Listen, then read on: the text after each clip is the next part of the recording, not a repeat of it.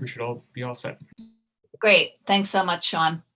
Good evening, everybody. Hello to our student liaisons who are joining us today. We are going to begin with reports from our two new student liaisons, Jacinta Smith and Thomas Stewart. Thomas, do you prefer Thomas or Tom? Thomas is fine, and it's Seward. Stewart? Yes, Okay. thank you. Thank you. So we are really looking forward to having you with us this year in this very strange year. So thank you. We look forward to hearing from you, and we turn it over to you guys. All right. Well, thank you for having us. I'll introduce myself. My name is Thomas Seward, and I'm the senior class president. I play hockey and lacrosse, and fingers crossed for the seasons for this year, for the school. And in my free time, I make music. Great. Jacinta, how about you? Hi, I'm Jacinta Smith. I'm also a senior. I was remote for the first quarter. I'm senior class vice president with Thomas. I'm the girls soccer varsity captain and founder of the Multicultural Student Union at the high school. Great. Well, welcome. And we hope at some point over the school year, we actually will be able to see you in person, but we'll just have to settle for having you on our screens. So why don't you go ahead and start with your report, guys? All right. So this year is obviously, it's looked very different. We're in school for half the amount that we normally would be. So there's half the people in the school is normal. And it felt weird at first, but now it's like second nature. And it's a lot easier to find a parking spot this year too. In school, we're wearing the masks 6 feet apart, and we're having a lot of fun on Zoom. I'm having the most fun on Zoom because I'm quarantined right now. So about a week into that, and that's been a fun experience. But 2 months in, and the teachers are getting pretty adjusted to the online learning, and that's very appreciated by the students because I think we can all imagine how difficult that was. And there's no real handicap to being online at this point. I prefer it, actually. I mean, it's been a lot with the quarantine, but I do like it, and I think it's a little more relaxed. You don't have to really rush to get from one class to the next. And every 2 weeks, we've introduced this new period called advisory, which happens on these Focus Fridays, where we can talk about what's going on, how we're feeling. And there's a lot of time to connect with teachers that day in these office hours. And the Focus Friday is a big hit with the students because there's no classes that day, and it gives you a lot of time to catch up on the work that has been accumulating for the 2 weeks. And, you know, being a senior, it's obviously not what we expected for the year throughout high school. It's not what you think of with senior year. But it is a lot better than I think everybody anticipated it being over the summer. And that sentiment is held pretty universally around the school from what I can tell. So everyone's happy with what we're doing. And I'll let Jacinta go a bit more in depth with all the social events that are still happening. Okay, so I'll start off with sports. I'm on the girls soccer team. So we've actually had a pretty good record. We're like 8-1-3. So we've had a lot of wins, been very successful. I mean, we're very grateful that we've been allowed to have a season and play as many games as we can. Seeing as a lot of other schools in Westchester closed down due to the pandemic and outbreaks at their schools. So very grateful to have that. The boys soccer and the girls field hockey finished first in their league and going into playoffs very strong. I reached out to the cross-country captain, Gent Malashaga, and he actually said that they haven't lost a meet yet as a team, and their last meet was the league championship. So, I mean, across the board, Mamaroneck's been very successful despite the pandemic, which is very surprising.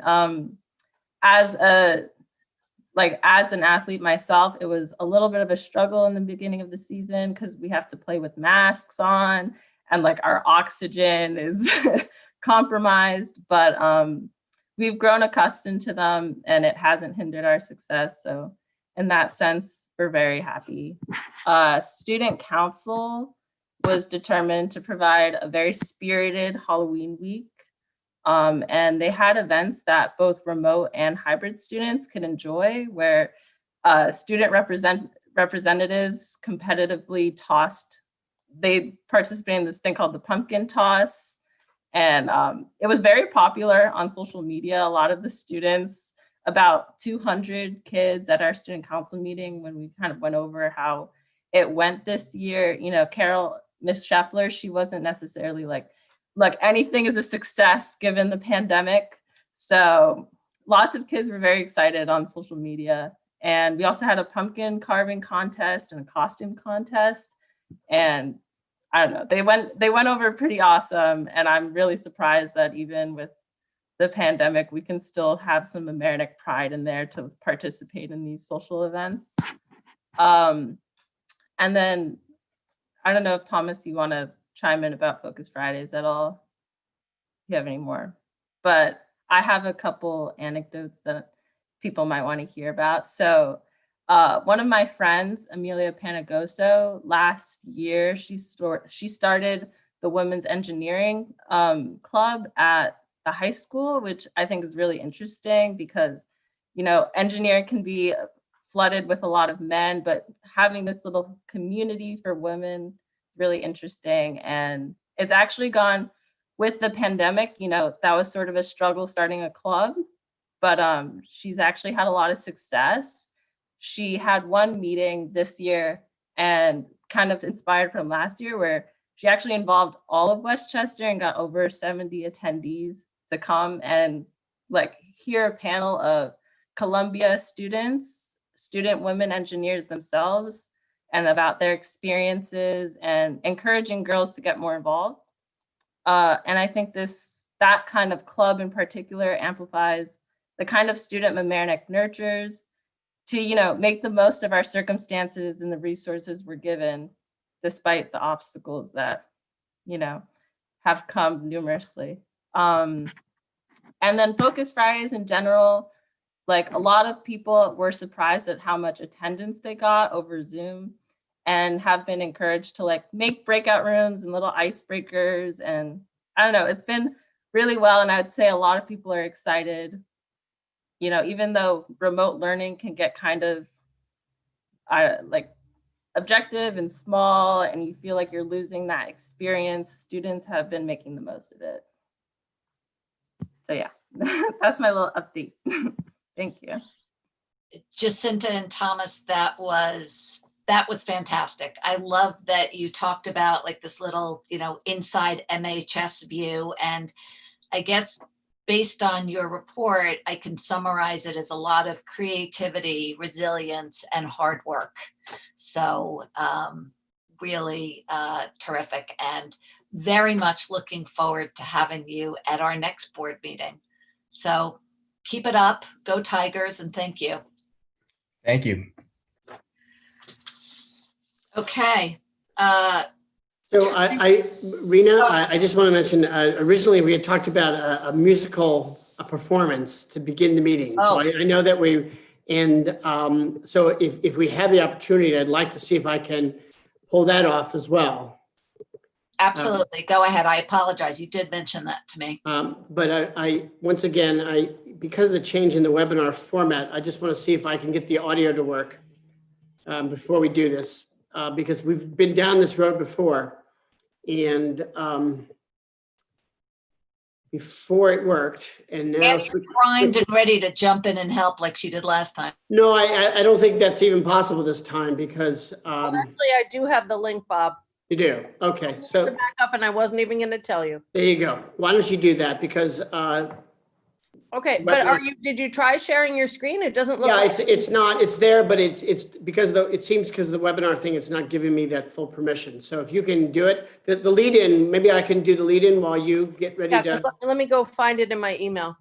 So it's important to say that as actually Jacinta had suggested, that despite this lack of normalcy, there have been signs of kind of a regular experience. And so I'm very proud that both at the Hummocks and certainly at the high school, our morning ensembles, the rehearsing, including the early morning ensembles, have really launched for several weeks. and that includes our Pops Orchestra. So the clip that you're about to hear and enjoy is directed by Elise Gellert, and it's a sampling of the recording of the Turtles' hit "Happy Together," and it's truly conveying what I would say the joy of making music together at the high school. So, if Annie, if you can. I'm just Now- looking, I'm looking in my emails from Joanne. So if you want, we can move on and then I'll just put it in the chat if and when I find it. I thought she'd sent it to me, but now oh, here it is. Nope, I got it. Hold on. Let me just pull it up and make sure that it, Because it is quite creative. And, oh, you know what? It says I need access. So just Ah. 1 second and let me, but Bob, if you had it on your desktop. I did, and Let me suggest something. Why don't you two work on this, and the interlude maybe will be between our consent Terrific. agenda items and the next part. So that way you'll have the time and we can get through this. Mhm. So you guys work on that and I'll read through the consent agenda. So consent agenda. If a board member wishes to remove an item on the consent agenda for further discussion, a motion to remove item from consent agenda must be made. However, once a motion and second are made for the consent agenda items listed below, simple questions can be asked regarding any of them as you would normally do for individual resolutions. Item A, approval of minutes for the 11/2/20 study session. B, approval of personnel actions. C, approval of vendor agreements and amendments. D, treasurer's report. E, acceptance of bids. F, authorization to declare certain items obsolete or relocated. G, acceptance of arrangements for appropriate special programs and services as recommended by CSE and CPSE. Can I have a motion? So move, Paul. Second, Ariana. Okay, any questions or comments from the board on any of these items? Sylvia, is there anything on the treasurer's report to go over? The only thing I would say is just to address the question you just emailed about the revenue, the state aid revenue, where in the column to the right, it looks like there's excess revenue on one aid line. And that's simply because the revenue receipt has been recorded, but it's not yet allocated by aid subject. So if you look at it overall, the aid overall, it's definitely not excess. Okay. Thank you. Anyone else? Or Bob, if there are any comments on the consent agenda? It was a pretty straightforward consent agenda. Okay, all in favor? Aye. Oh, excuse me. There was, oh no, Addendum? I did say acceptance of bids. Okay. Now we have resolutions. Are we ready for our input? I think I might be able to do this now. Okay, so We I'm gonna should, do. we have it now. I have it. I think we're all set. Here we go. Great. Why don't you go?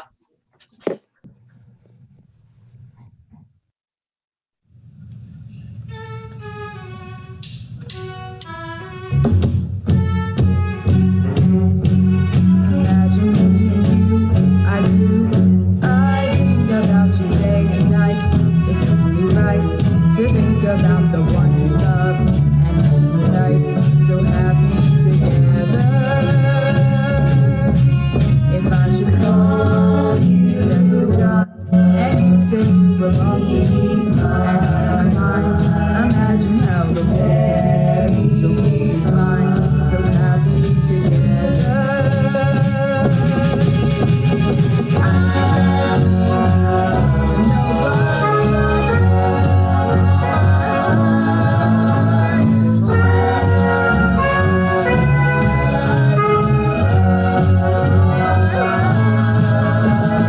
Me and you and me, no matter how they toss the dice, it had to be.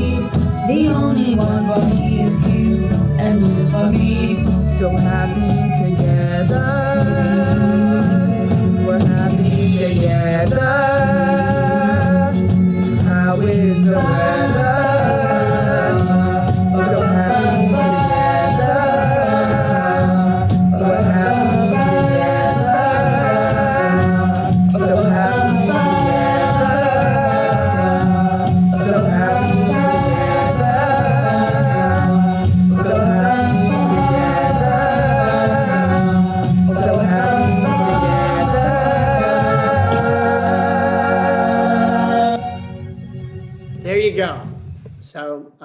Thank you, Dina Madden. Thank you, Elise Gellert, all of our MHS students.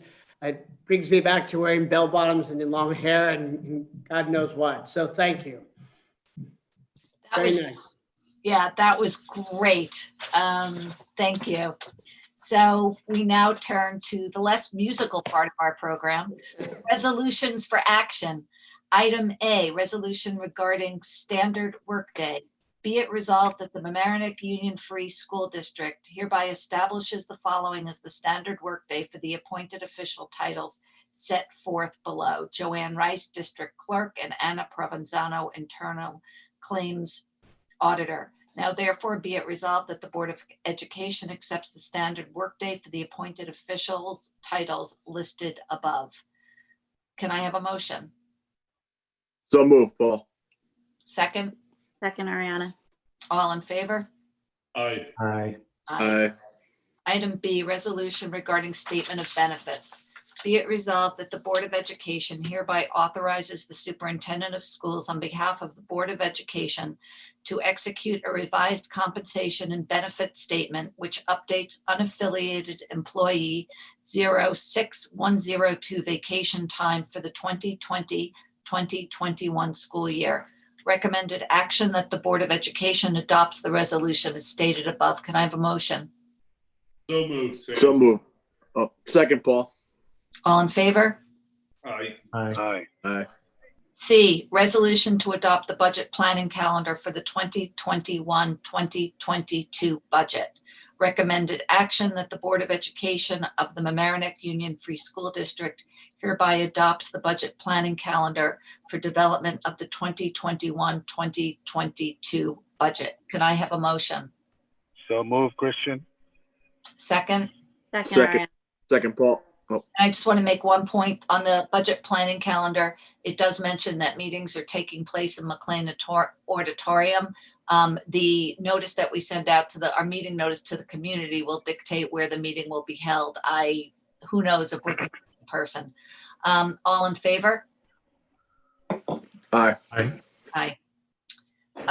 D, resolution for a stipulation of settlement concerning the payment of salaries. Be it resolved that the Board of Education herewith authorizes the superintendent of schools and the board president to execute a certain stipulation of settlement between the board and employee number 01357 concerning payment of salaries. Can I have a motion? So moved, Paul. Second, Second, Rob. all in favor? Aye. Aye. E, side letter of agreement between the Board of Education of the Mamaroneck Union Free School District and the CSEA Teachers Aid Unit. Be it resolved that the Board of Education herewith authorizes and approves a side letter agreement between the Board of Education of the Mamaroneck Union Free School District and the CSEA Teachers Aid Unit concerning attendance at superintendent's conference days. Can I have a motion? So moved, So Christian. moved. Second, Paul. All in favor? Aye. Aye. Item F, agreement between the Mamaroneck Union Free School District and the Mamaroneck Civil Service Employees Association Custodial Unit. Be it resolved that the Board of Education authorizes the superintendent of schools to execute a side letter agreement between the Mamaroneck Union Free School District and Mamaroneck Civil Service Employee Association Custodial Unit concerning dental and vision coverage for association members. Can I have a motion? So moved, Christian. Second, Second, Second. Ariana. all in favor? Aye. Aye. Aye. Resolution regarding a certain staff member. Now therefore, pursuant to education law, it is hereby resolved that employee 02363 is directed to report for a medical examination in order to determine the mental physical capacity of such person to perform his or her duties as an employee of the Mamaroneck Union Free School District. It is hereby resolved that the employee is directed to produce at said medical examination any and all medical records related to the present state of his or her health for the past 3 years. Can I have a motion? So moved, Paul. Second, Second, Christian. all in favor? Aye. Item H, resolution to call upon New York State officials to provide school districts with financial, logistical, and regulatory support in order to keep school buildings open. And before I read the resolution, I just want to explain this a little bit to the community. So the governor, when he designates certain areas as clusters, meaning that they'd be deemed to be in a yellow, orange, or a red zone, the state requires that school districts test, if you're in a yellow zone, 20% of your school population in order to remain open. If you're in an orange or a red zone, that number ratchets up. We have a letter on our website, and we also posted it, thanks to Debbie Mineta, on our Facebook page, asking community members to advocate for testing resources and funding so that in the event our community was engulfed in deemed to be one of these microclusters, that we could do the testing, which is typically provided from the state to the county, and therefore remain open. As we said in the letter, the Board of Education is committed to working with the administration to prioritize students and keep our in-person instruction in place. And the letter was generated, it's a Westchester Putnam initiative put forth by the Westchester Putnam School Board Association, and we are joining on to that. So please, community, we really could use your help. And before I read the resolution, Bob, did you want to say something? Sure. Thank you, Rita. And upon board consideration in a moment for the resolution and support this regional effort, I would say that I am tomorrow going to send out a letter to our community and to parents, encouraging them to act in a similar manner to certainly a call to action to seek their support for governmental support, resources, logistics, and certainly the ability to move forward in the event not only of a microcluster and the requirements of testing, but to take it a step further. I have over the last several weeks been active in investigating potential medical partners to consider the opportunity based on the priority to maintain for the entire year in-person learning, to consider partnering for what I would say either for pool testing and for full testing of employees and students. Looking broadly at across the nation, knowing that higher education, colleges, universities have been successful in implementing a sustained, what I would say, proactive testing program, that the opportunity to see if that is viable for our school system is one proactive measure to see if we can maintain in-person learning. And so I'm going to share that information with the community, talk about how they could support the effort to at least encourage the governor and elected officials to take action by providing resources in the event of a microcluster. So these are two similar paths relative to a commitment to find a way that we could rely on testing so that we can, in some ways, we are now reacting to positive cases and responding based on how we've organized learning, but we would like to be able to take that next step and be proactive, in some ways, minimize risk and ensure health and safety for our employees and for students and families. Thank you, Bob, and thank you for all the time and effort you're putting into that, to doing that research in addition to running our schools in a very challenging school year. So thank you for that. The one other thing that I just do want to mention is that County Executive George Latimer came out with a statement. I can't remember if it's today or yesterday. Yes. You want to speak to that, Bob? Yes, there's been a lot of questions and conversation across the state among superintendents about the DOH health and safety regulations in terms of how we can organize in-person learning, specifically the requirements to adhere to the 6-foot distancing, social distancing within our school environments. And so we have sought at all levels clarification. And so it was certainly nice to see that the George Latimer, the county government, came forward to clarify that they recommend and believe that the regulations really mandate that districts apply and really adhere to the 6-foot distancing within organizing learning for in-person events. So I appreciate that step forward to in some ways justify or clarify the regulations. Thank you. I'm going to skip all the whereas clauses because we've really explained it. So we're going to go to the now therefore be it resolved that the Board of Education of the Mamaroneck School District calls upon New York State officials to ensure that public school districts receive the financial, logistical, and regulatory support to undertake mandated or board-approved COVID-19 surveillance testing of students, faculty, and staff to ensure that school districts are not forced to keep school buildings closed due to lack of resources to ensure the safety of students and adults in school buildings. Can I have a motion? So move, Gladys. So, second, Christian. All in favor? Aye. Aye. Thank you, everybody. I want to turn this over to you, Bob, for your Sure. superintendent.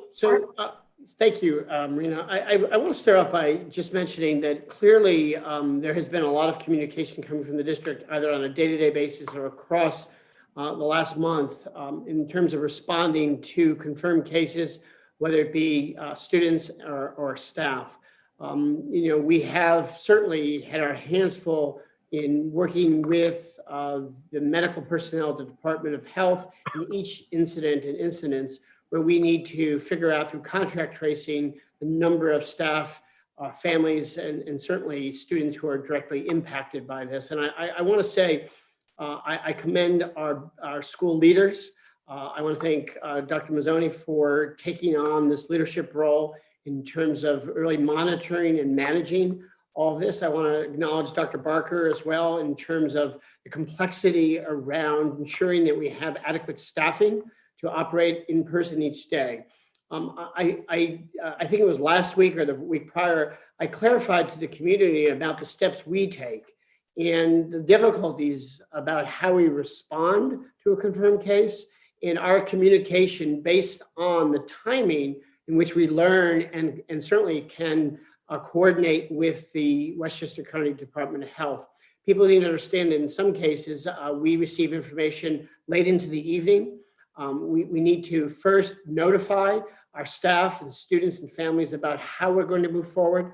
Sometimes that, again, will be just a brief announcement about transitioning to quarantine or going to transition to full remote, partial remote, and so on and so forth.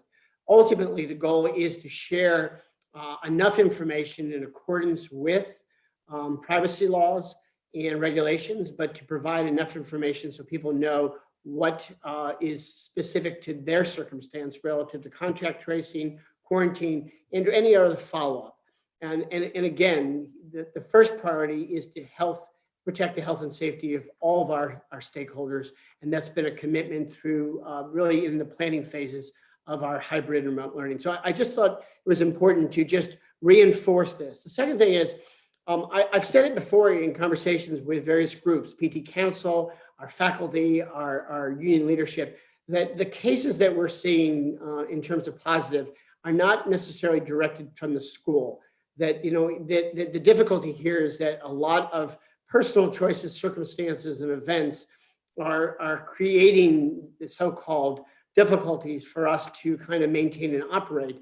And we understand that this is just the environment we're in, both locally, regionally, and nationally, that this is getting worse. And we are trying to do everything we can to manage. And we know this is going to be difficult. And so my at least brief advice is the following.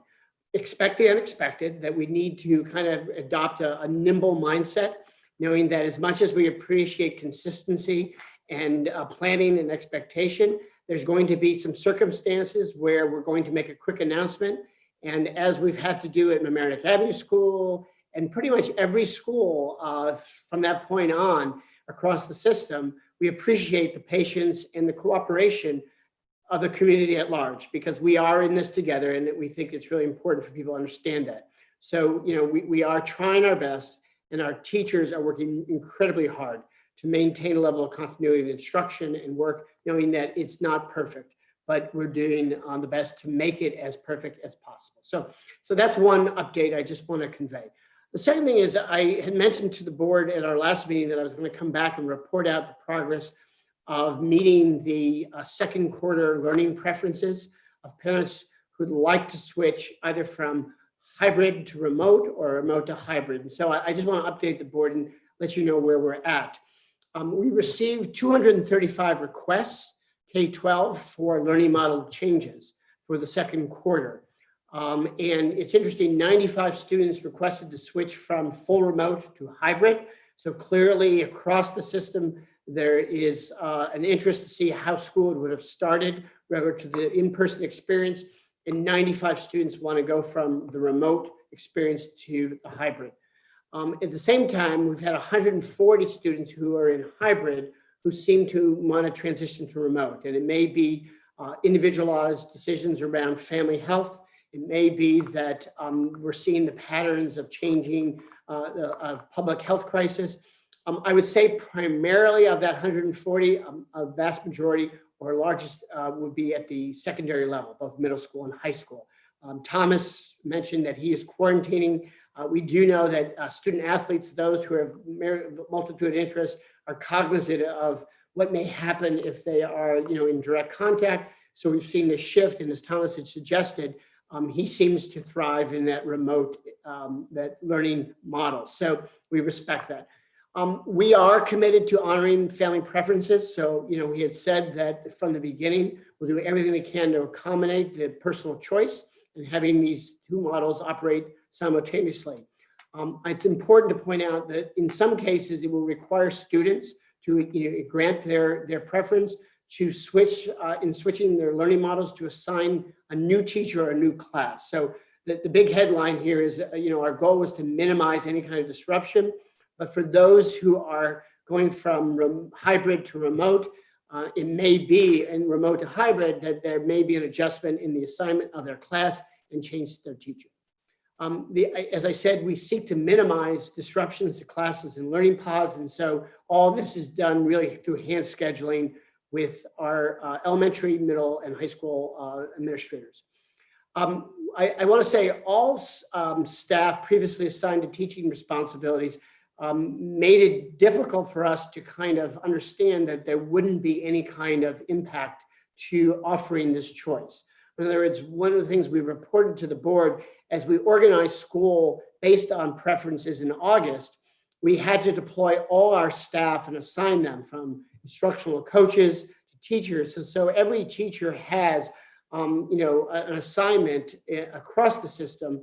And additionally, we've assigned other personnel like our instructional coaches who typically aren't charged with direct assignments for teaching as well.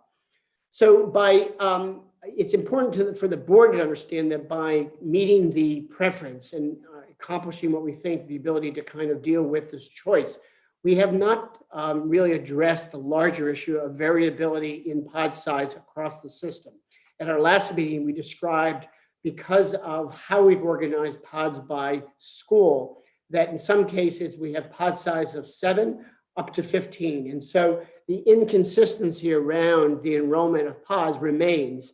And I want to at least signal to the board and the community that as we anticipate the potential to transition to full remote, depending on what happens in our region, even though our primary interest is to maintain the hybrid and full remote, that if we were to move to a full remote, an extended full remote transition for several weeks and beyond into months, we would reconsider the organization of pod size to be effectively managing learning of all students in a way that is not only equitable, but is strategic. So the kind of takeaway tonight is, for the 235 students, we're going to accommodate with minimal disruption. There may be some changes.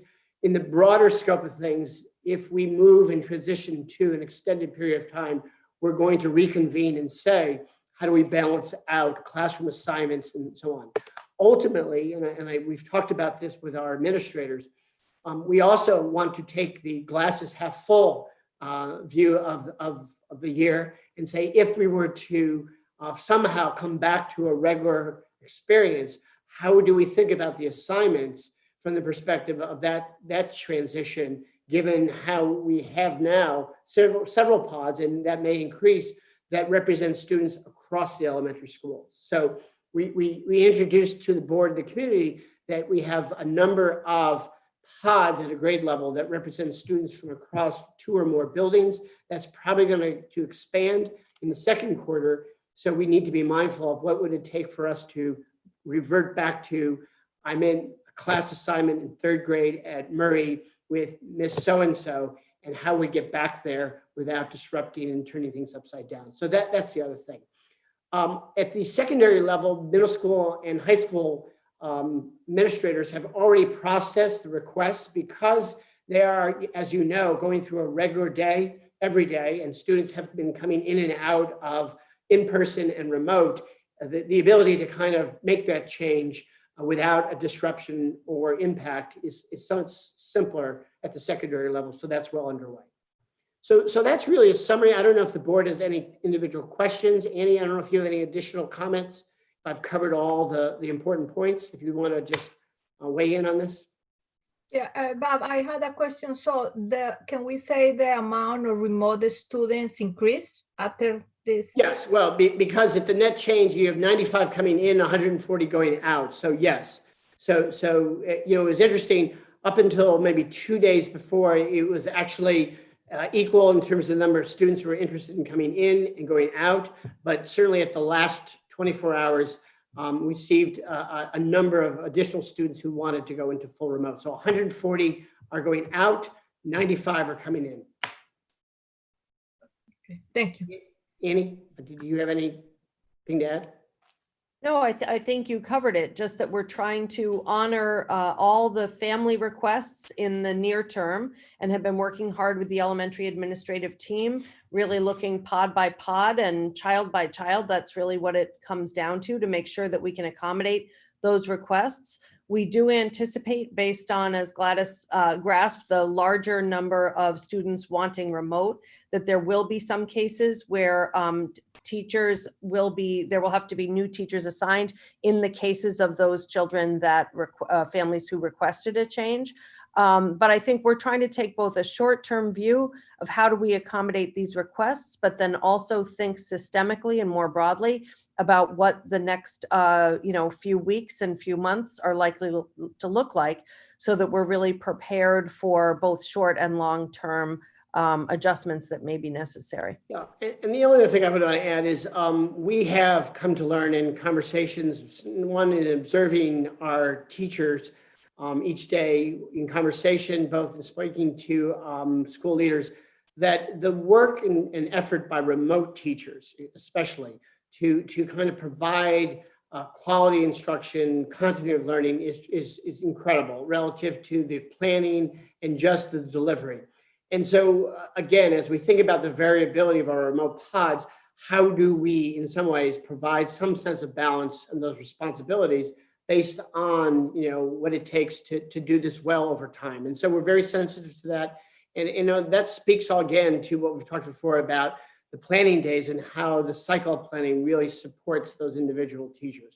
The other thing is I've mentioned, we've had to make several quick decisions relative to large cohorts of students going and teachers moving into remote instruction. And again, we are at a point where we were able to take those, the gift of the donation of the Mamaroneck Schools Foundation and deploy the technology of the teacher technology kits. And that has really helped relative to their abrupt or immediate change in where they're instructing and how they're teaching in terms of location. So again, just a thanks to the foundation for their support, and that's brought a level of consistency around delivery instruction. Thanks, Bob. Yeah, so just to finish the report, I want to thank our athletic director, Barry Suman. We are still, this week, completing the fall season. Tremendous success for our student athletes, our coaches, our teams. Unfortunately, we haven't been able to rally around the success of our student athletes by joining them in person because of the limited number of spectators. We applaud their kind of commitment to working through this. Equally, we've had tremendous interest and success in our middle school fall intramural program. And so that's going to continue through Monday, though, as we have colder temperatures, the number of participants has dwindled a little bit at this point. Earlier today, the state announced that it was going to delay high-impact winter sports till after the first of the year. This Friday, there'll be some decisions about the low-impact sports that have been approved to start on November 30th. I would say it is my interest to be able to say it would be strategic from the standpoint of Section 1 to consider moving the entire winter season till January 4th so that we could really see what transpires for the next several weeks and really help for and prepare as we did for the fall season with all the adjustments for health and safety as well. And then finally, I just want to continue to give a shout out to our school nurses. They have been Herculean relative to managing the day-to-day, the testing protocols, the documentations, the monitoring, the communication, especially to Dana Murphy, our nursing supervisor, who is just incredible in terms of her commitment to reach out to the Department of Health, county, the state. When we each day provide our statistics to the Department of Health, we get inundated with various agencies who are calling to confirm, challenge, or ask for more information. So it is not unusual for Nora and I to be on the phone Friday evening at 9 o'clock with a liaison from the State Department of Health, Saturday morning, Sunday. It has been a constant. And so no one, I would say, is more interested in getting back to a regular focus on school than the nursing staff and the administration. So that's my report. Thank you. A lot packed in there and appreciate that, Bob. Does anybody have any questions? No, I would like to add just that from the PTSA, from the high school and from the SEPTA, that I had the opportunity to listen to parents. They're being just thankful and so happy whatever is being delivered and the remote and the hybrid. They're like so grateful. And I asked even my son, how you think the school are doing, like hybrid, the remote, and he said, phenomenal. The teachers are going the extra mile. And I think that whatever the district are doing is really wonderful. So thank you very much for the teacher, the administration. It's really, really a wonderful job. Yeah, thank you, Glass. And if I could just add one other update, I appreciate it. I didn't get to mention the district equity team had the opportunity last week to conduct a virtual town forum with alumni. It was nice to have a number of alum kind of comment on our strategic plan, to ask pointed questions about the draft strategic plan. Yesterday, we had a faculty forum last night to continue the conversation, and we have another one scheduled for Thursday afternoon. We are in the process of sending out to the community applications for members to join our expanded equity team.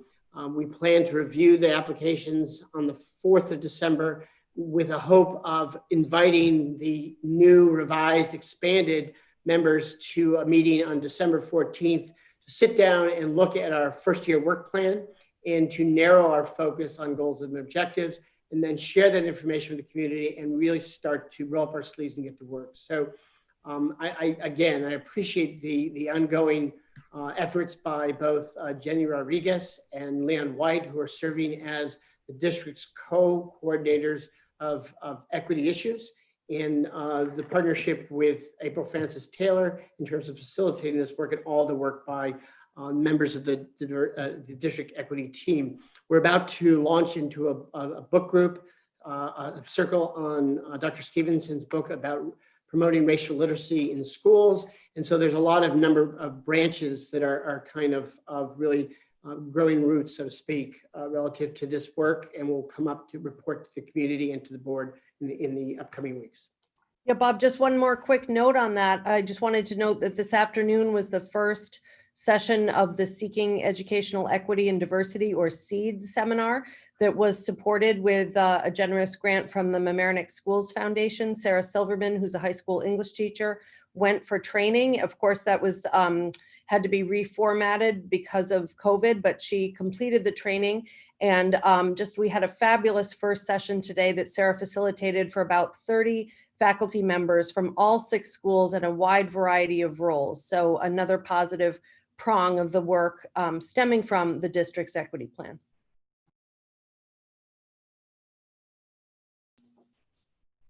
Thank you. Any other questions? Okay. Why don't we move on now to the report on co-op camp? And so at this point, I wanted to, in a moment, introduce Meg Koifer and Ana Rodriguez. As the board knows, the community that given the challenges this past summer, we met with the STEM Alliance in the spring and agreed on a kind of revised format for a summer enrichment program for co-op camp. And we wanted to provide this opportunity for Meg and Ana to kind of report out on the outcomes of the summer program, of the real focus on digital fluency and the support for students in anticipation of what we thought would be a continuing challenge around adjusting to remote learning and or a hybrid model as well. So Meg, it's great to see you and to welcome you here to give a brief update. Would you like me to, do you have your presentation? Are you going to share it or? We have it. We're all Great. set. Great. Yeah. So I am Meg Koifer. I'm the president of the STEM Alliance. I'm here with my colleague, Anna. You want to introduce yourself? Yes, hello everyone. I'm so excited to share with you about co-op camp. So I'm going to go ahead and share my screen.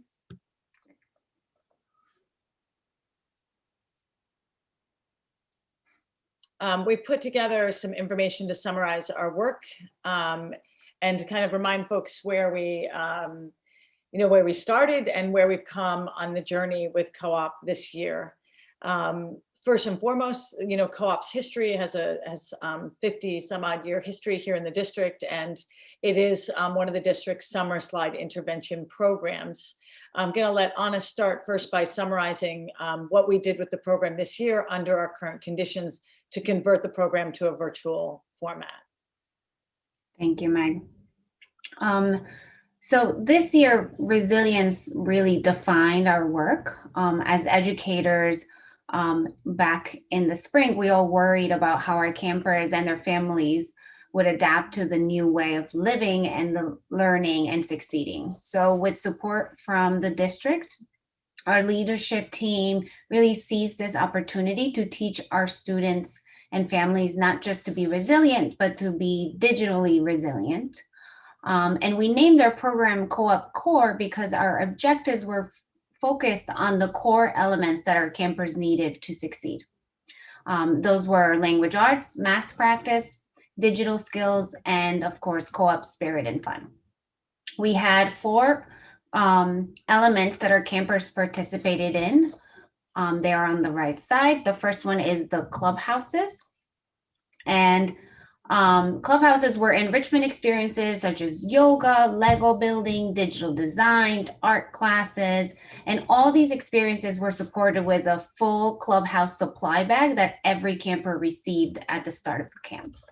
Then we had morning rallies, were daily gatherings in small grade level groups designed for fun, connections, games, and something unexpected always happened to keep the kids coming for more.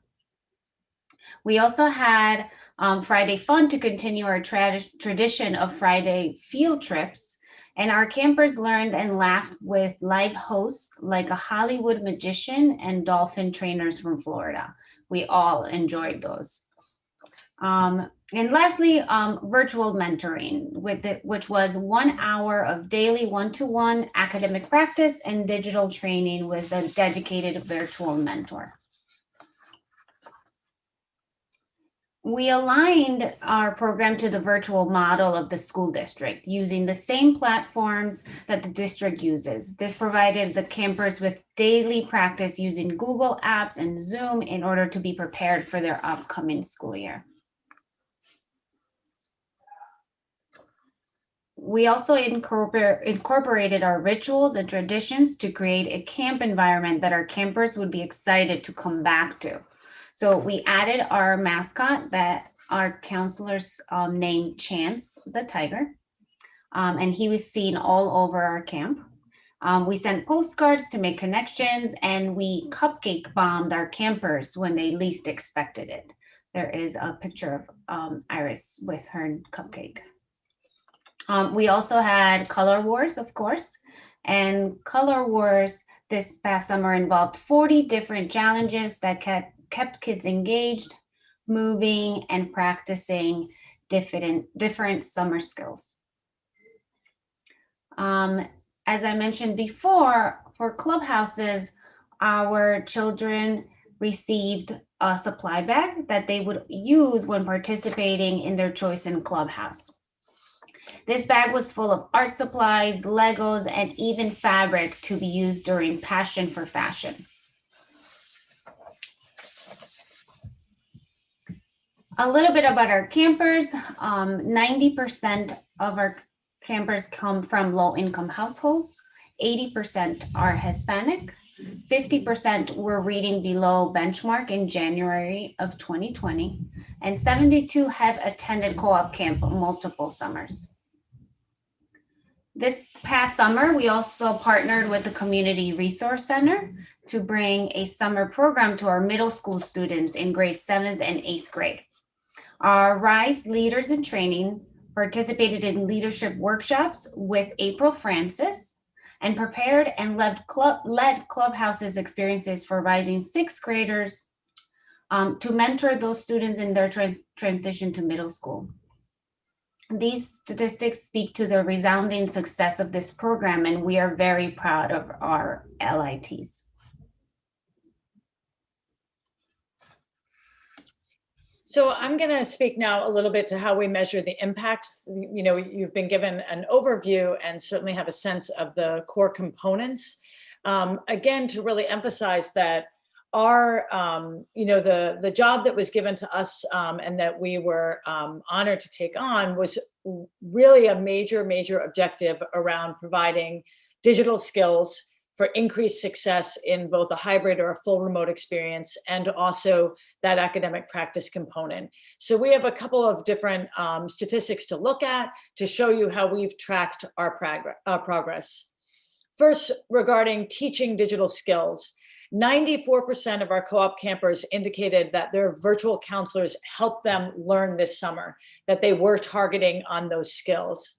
And on our digital fluency rubric, which had a potential of 100 points, we had an average gain of 19 points. And that was actually spread out across all the grades pretty evenly. So across all of the grades, there was a rise in the digital fluency of the kids of an average of 19 points.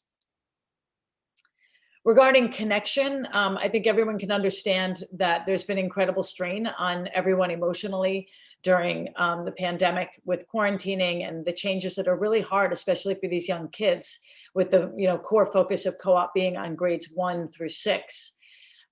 This was really impactful to us, is that 87% of co-op campers indicated that participating in virtual co-op helped them feel more connected to other people. And I think that's a very compelling statistic because we've all wondered, is this virtual experience enough? And I think that statistic says that was very important. And of course, here's a little snapshot.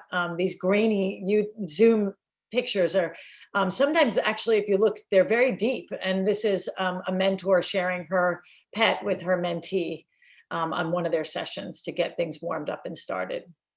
Another sign of our maintaining connection with our co-op campers is just sheer attendance.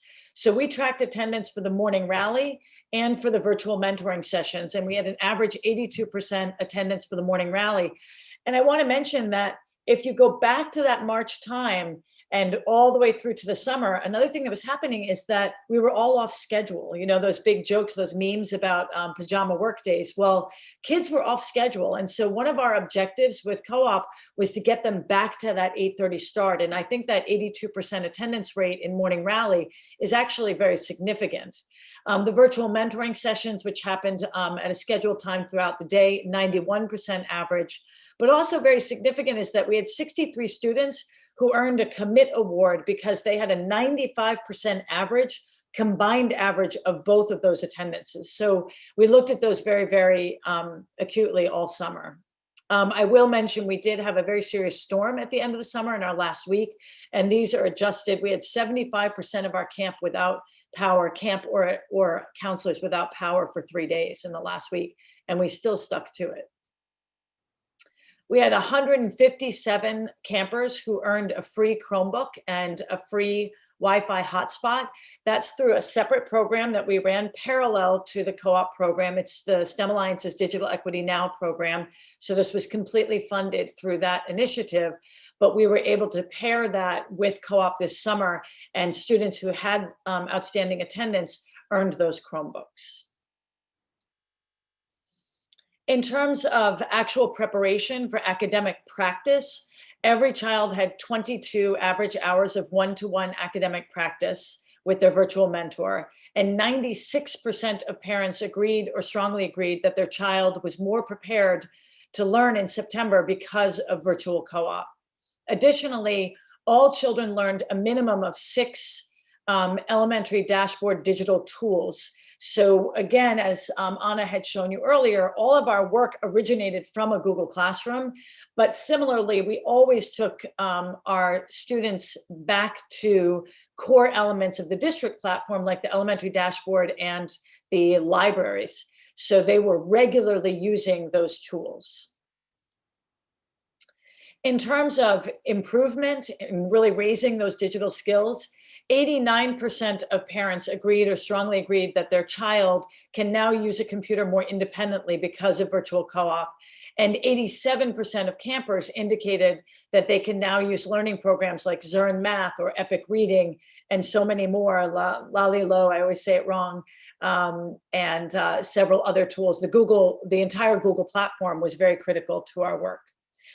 These are sample skills that were on that digital fluency rubric where the kids made a 19-point gain on average. Things like copy and paste a website link. Those are incredibly important skills, and those were things that were embedded into the work we did. Or finding and switching identities on a Google Chrome bar. That's also a very, very important skill for families where devices are shared. So these are the types of things that we practice with students on a regular basis. Another one that was very critical was being able to switch the Wi-Fi, because we do find that sometimes the Wi-Fi likes to think for itself, and it would actually jump the kids onto less powerful hotspot connections. And so we spent a lot of time teaching kids how to change their Wi-Fi on their devices. 74% or more parents indicated that their children had mastered skills like joining a Zoom meeting, using the mute or the camera on off, those district platforms that I mentioned earlier, like Zern and Epic, logging into a Google Classroom and talking to others in a group meeting. Again, a very subtle skill, but it's something that we tracked, because it's one thing to be at the Zoom meeting and the Zoom class or the pod. It's another thing to be participating in that digital exchange and learning moment. Another statistic that I think is significant is that we all understand and respect that there's been COVID learning loss. By no fault of any district, it is the struggle that has been this transition. However, what we wanted to point out is that when we looked at reading scores of children coming in the fall of 2019 compared to this fall of 2020, while we saw that there were more children who were below reading level for all groups across the board in terms of low-income students, what we did see is that the increase in children who had attended co-op and who experienced, who were below reading benchmark was 29%. But for a comparable group of students from a low socioeconomic status who came in the fall, that increase in children above benchmark, below benchmark, excuse me, was 36%.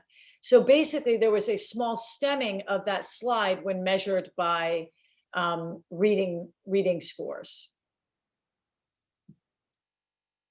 I'm going to hand this over to Anna to speak a little bit about our spotlights and kind of how we also worked with talking with families. Great. So this first spotlight is really focused on a second grade sea turtle camper and his mom, who we connected with at the beginning of our start of planning for the camp.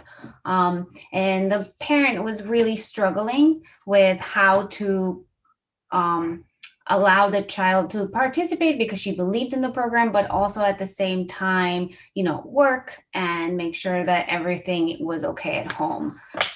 So I'm going to just start with mom's comment, and then move on to the second grader.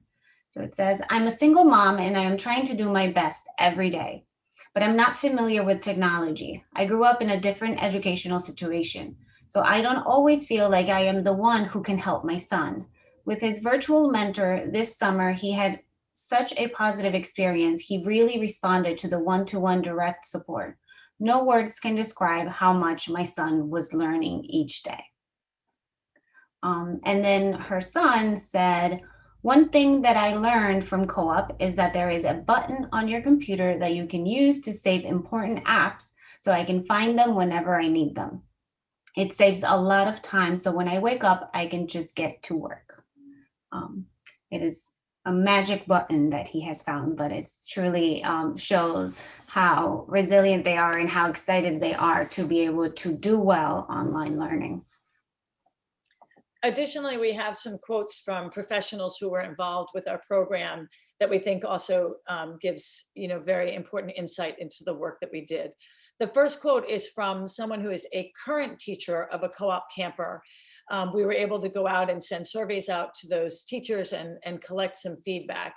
And this current teacher says, significant concerns were raised about how this student would do as a remote student this fall. However, he's been engaged since day one and is an active participant in our remote pod.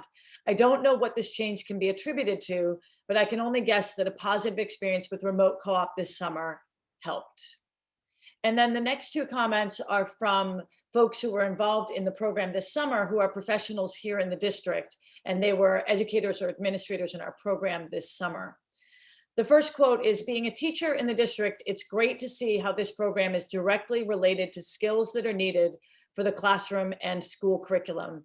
They use the same programs that students use during the school year, like Zern and Epic, and gave them practice with the digital skills needed to be successful using Google Classroom and to attend digital meetings. And then this comment, which came really late in the summer, I think it was the last week actually. Just this morning, a rising fifth grader called the camp office and asked for help because her hotspot wasn't connecting. Of course, we got her back online, but knowing she called to advocate for herself made me feel so hopeful and gratified. And that is certainly something that I think all of us really, really felt was this incredible change and development in self-advocacy that the kids had in terms of having confidence that they could ask questions around their digital concerns. I do have to pause for a moment. This is a photo of one of our virtual mentors who's also a local student with his mentee online. And I want to thank Sandra Wang-Giroux, who's been a real advocate for our program, who comes and photographs the program every year. And we're very grateful for how she captures this work. So just reviewing the financial picture again, the primary funding this year was $170,000 that was provided by the Mamaroneck School District. Some of those funds are also through support for the village of, from the village of Mamaroneck and the town of Mamaroneck. We also go out and fundraise donations that allow for other quality enrichment pieces that we're able to add on, things like strong staffing ratios, our Friday fun experiences, supply bags, and so much more. Additionally, as I'd mentioned, we did have another influx of funds for Digital Equity Now, which is a separate philanthropy initiative that allowed our low-income campers to earn a Chromebook and Wi-Fi hotspot based on attendance and engagement. The average cost per child was $1,600 for the full 5-week program. And this year, 4 times as many families needed to be completely scholarshiped, which we did, of course, provide and cover. Looking at the cost of the program, this chart shows the cost of the program per child for 2018, 2019, and 2020. So the blue bar shows what the district was spending per child. And there was a slight increase in how much they were paying per child here. And that is because we had fewer children participating overall is one of the reasons. The district did pay less money that they had in the past based on the discussions in the spring. But we have in the past served many more kids. And so this year we were serving 196 with when you include our middle school program, and we've gone up to as high as, I think, 270 in past years. And then the orange line shows what we actually spend per child. So we fundraise that difference. And then lastly, if you add the Digital Equity Now in, then it would be even higher of what we spent per child this year. Essentially this year, for every dollar that the district spent, we were spending $2.28 total. Overall, I think this shows that this has been a strong partnership in terms of return on investment of district dollars and leveraging the district's commitment to this work, but also us being able to balance with this private-public partnership to really invest in the program. So, what's next? I think it's safe to say that much is unknown. I know that's some theme that you've operated on with incredible resilience. I'll go back to that word. I think a few things that we do know or we've established is that the STEM Alliance has been able to continue to innovate to meet the needs as they arise, such as we did this year. We certainly believe that co-op fulfills the district's commitment to equity. One of the priority areas that the district laid out is strengthening and creating opportunities, access, and educational quality for all students in our diverse community. And certainly summer enrichment and certainly this work exemplifies that.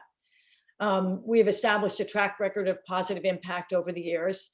And I think this is an interesting point too, is that this is now, we just completed our 4th cycle being trusted to lead this program for the district. And we're very excited to do a second and deeper dive looking at long-term statistics. So looking at those kids who have been in co-op for multiple summers, because one of the things that's known in the research world around summer enrichment is that longitudinal impact is very important to follow. So, we hope to be able to be continued and trusted, that the monies can be provided so that we can continue to grow our work and also dig in to looking at the longitudinal impact. And that's our summary for tonight.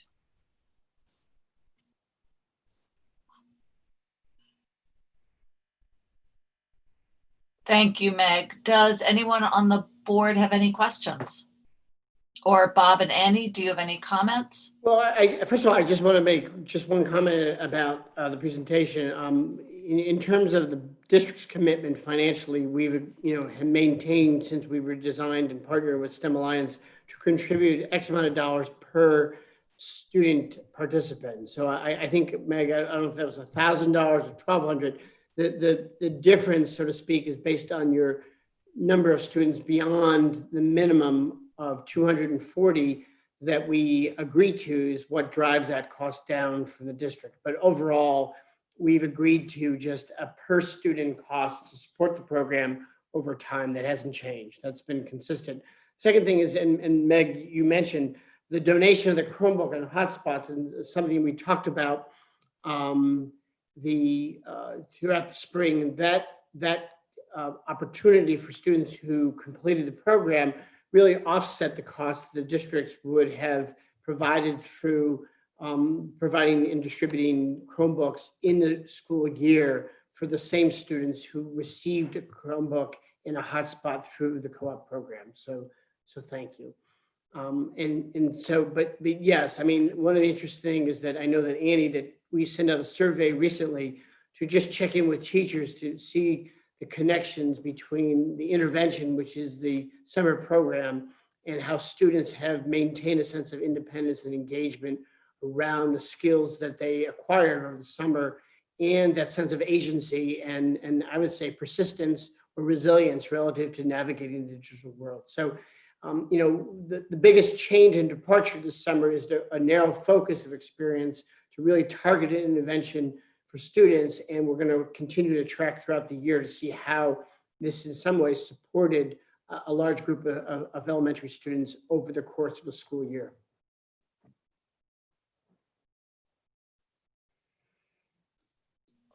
Thanks, Bob, and Meg, thank you. Thank you to both of you for your I should have, Anna and Meg, I should have led with that to say thank you so much for the work that goes into camp and for your presentation. I also just wanted to jump in and say thank you. The work that you guys put together and created for these kids in an absolutely unique situation was so valuable. And not only do you create something that allows them to learn and to feel connected and to have fun during it, but you also find a way to both do the analytics, to really look critically of what you're doing and where you can improve. And that gives real value for us to be able to see, and that you don't sit back and say, we did a great job, so isn't that wonderful, let's do it again. You're still looking for how to improve and how to do it better, and you don't just sit back on success. And I think that's a real strong part of what Co-op Camp and the STEM Alliance is really married together to keep this program improving and growing. So thank you. Anyone else have any questions? I just have one thing. Annie and Bob, when we have our meeting in December, where we're going to be reporting on assessment data, are you also going to report on the district's efforts in slide prevention and catching up children? Because I know a lot of work was done by the district in that area. Sure, Rena, absolutely. I think it's our December 15th. At that board meeting, we'll be making a presentation.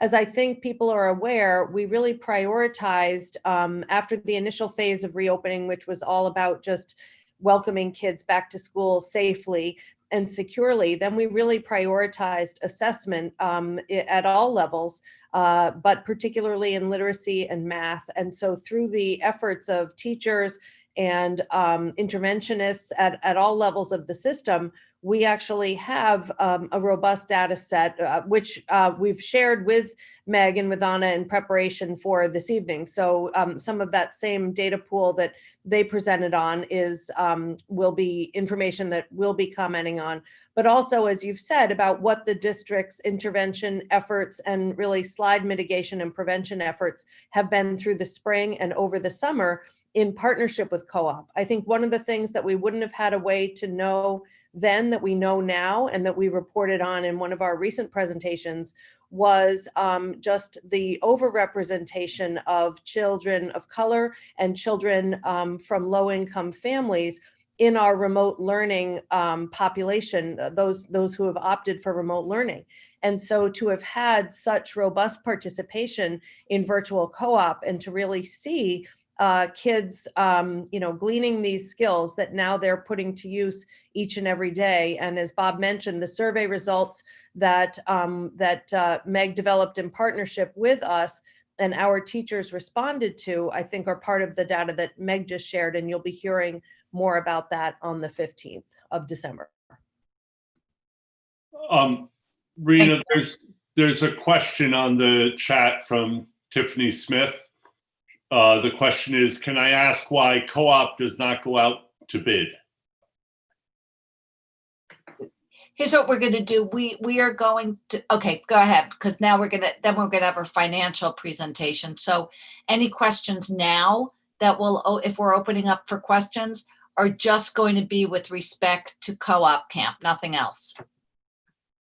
So Debbie, Sam just read that question, but if you could open up questions just for the co-op camp presentation, since Sam opened that, if no board members have any questions or comments. Can you hear me? Yes. Hey, I just wanted to thank Bob and Meg for their leadership and being able to pivot and meeting the needs of our students. And I'm looking forward to the data as we move forward in tracking our students as they progress in our district. So thank you and kudos to you. Thank you.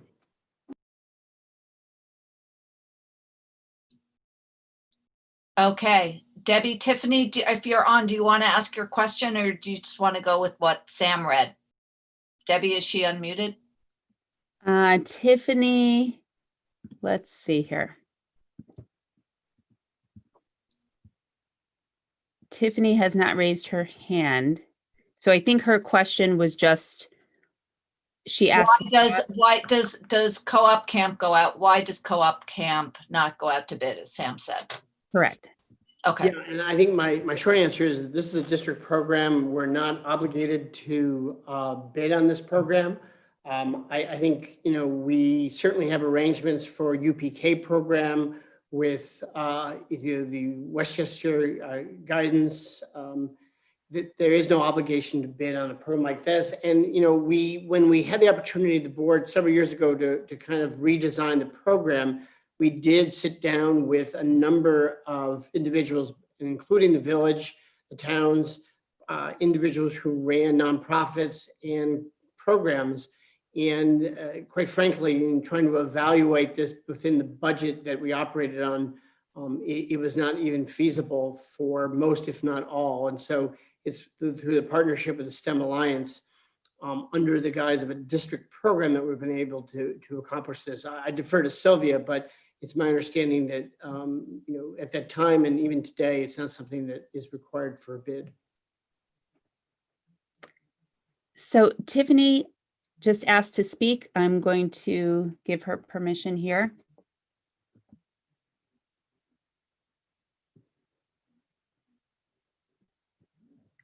It says, Tiffany, it says you are using an older version of Zoom, so I will not be able to allow you to speak. Tiffany, if you want to ask your question in the chat again, I'm going to give permission to Amy to speak now. Amy Nofel.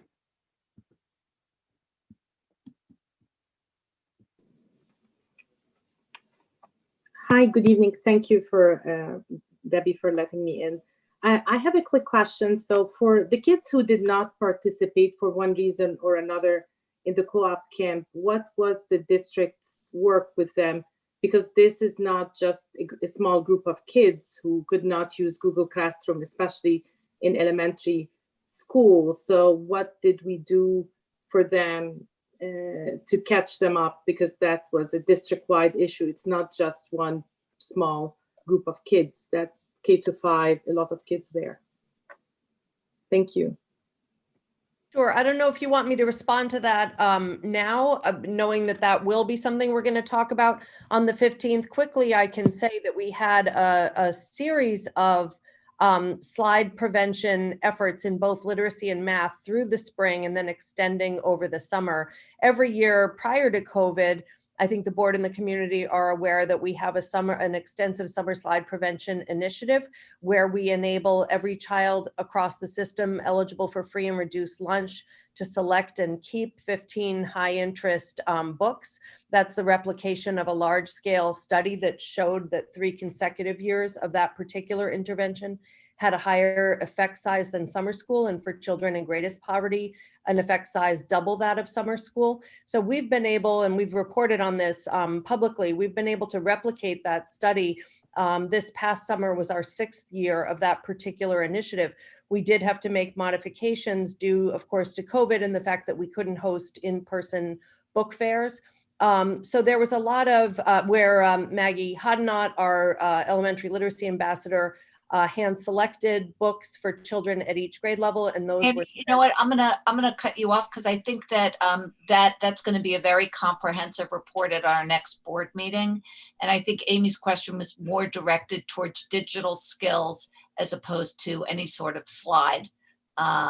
Sure, I think because Meg presented the reading data, I thought it would be useful to mention that, but we can. Yeah, no, I appreciate that. I just also want to be, mindful of our time, and I know that this is going to be covered in great detail at our December meeting. Okay, we'll have to talk about that then, just to make sure we have the parameters of the presentation clear, because we have the data itself, but then we also have slide mitigation efforts, which would be an additional topic. So I'm sure we'll work that out and make sure I just want to be responsive to the question. Rena, I also just want to make sure folks know as well that this registration this year was, every year there's students from every school, and also that the registration this year in particular was open to all. Just to be very, very clear about that. The demographics that you saw were people who chose to do the program this year, but the program was open to the entire school district. We broadly advertised the program, just so you're aware. Okay. Jackie Emmett has a question. Jackie, you there? Oh, yes. Hi. Can you hear me? Yes. Okay. Yeah, I just have a couple of more, because I love numbers, and I just have a couple of questions. When you say that for every dollar invested by the district, $2.28 is from other places, are you saying that the $170,000 price that the district paid, the actual remote camp that you did this summer cost $387,600? Because that's 2.28 times the 170,000. No, it's not. You have to take the dollar away. So for every dollar that we had, we spent $228 total. So it's the difference. It's the $1.28 that we raised per child. Okay, so what was the total cost of the camp for the summer? I can look it up. Give me 2 seconds. Okay. I closed all my, I closed everything because I don't love having things up on my screen when I'm presenting. Hold on 1 second.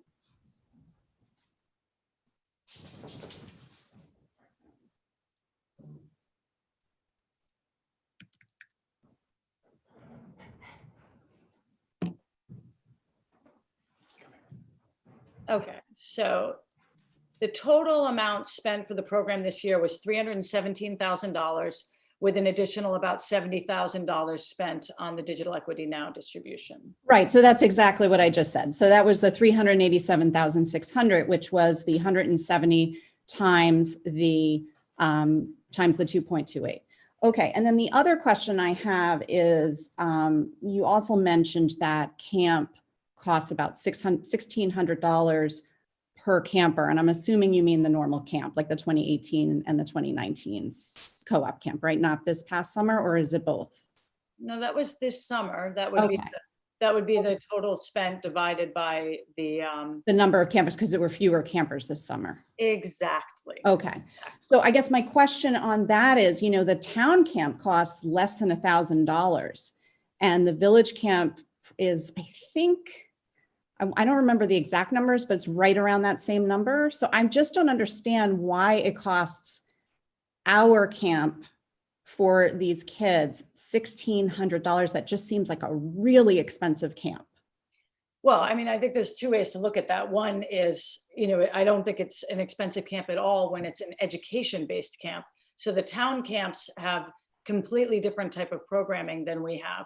So we have full STEM enrichment program, if you're talking about during the regular years. And then this year, our model was 1-to-1. So we hired, if you look at 196 kids and divide that by 4, each counselor was responsible for 4 kids. We did one-to-one programming. You can't compare. It's like comparing apples and oranges. And I really welcome anybody to come to our open house. So we even had an open house this year as well, a virtual open house.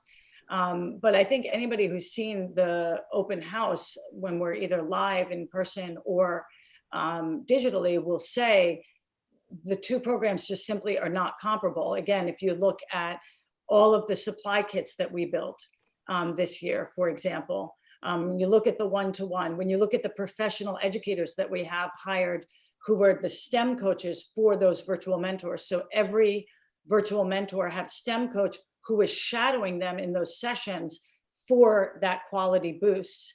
So I don't think the programs are really comparable at all. I'm talking about not really this past co-op camp this past summer, but in prior summers. I'm trying to understand why a STEM enrichment class is going to make the cost of the overall cost per camp it's 1,600 versus 1,000. And we don't have to go into this now. I just think it's important for the board to get a breakdown of those numbers, of where those costs are coming from. Yep, I have all those numbers. But again, what you have to look at is in a regular year, every child is getting every week a 1-week STEM enrichment class with a professional educator. And all of our group sizes are only 12 or a maximum of 15. So those numbers go right in line, but I can assure you that we have very, very deep tracking. I think Sam pointed that out. That's something as a STEM Alliance, we take numbers very, very seriously. So I'd be more than happy to share those numbers in detail with anyone who needs them. But also I really encourage people to come and see the program, because when you see the program, you know that it is not like a town camp. And those town camps are very important and they offer one thing. This is offering something completely different. And if you look at this program compared to, the cost of programs like, Next Level Camp and the Challenge Camp and things like that, which are $6,000 for the summer, upwards of, $4,000 to $6,000 in summer, this is completely different. All right, Meg, thank you for answering that. And I anticipate that you'll be hearing from Jackie with your offer to, take her up on looking at the numbers. And I appreciate all of the information. So thank you for that. Sure. We're going to give it another shot with Tiffany here, because she does have her hand raised again. Okay, because I do want to move along after Tiffany's question. Okay, apologize, Tiffany. It looks like we are not able to take your question at this time. Well, we can if we can hear her. I don't want to make it seem as if we're not taking her question. No, right, correct. She's on a device that is not suited to take the question. Oh, Tiffany, I'm sorry. Okay, well, you can submit it certainly in email and we could forward it along and see if we can get, any sort of an answer. With that, I'm going to move along. Meg, Anna, again, thank you very much. Appreciate your presentation. And both of you.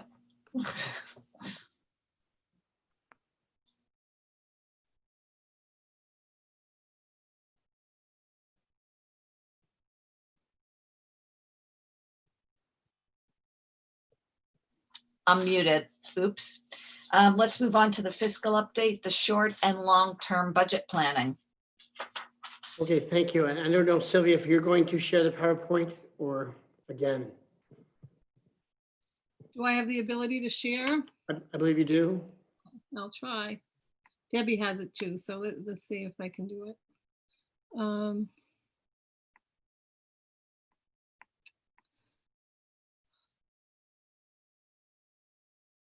All right, Bob, you know what? If you can start talking, I have technology people downstairs. By the time you're done, Sure. it'll be up.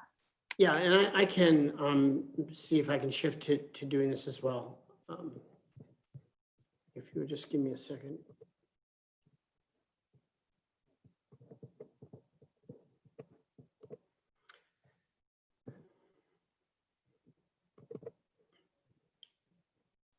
Okay.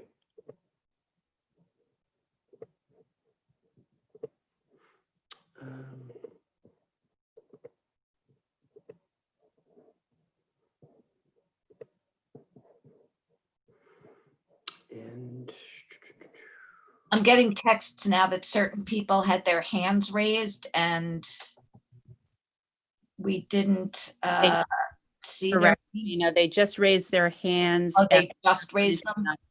the last, just as you were moving on. We had All additional. right. Well, you know what?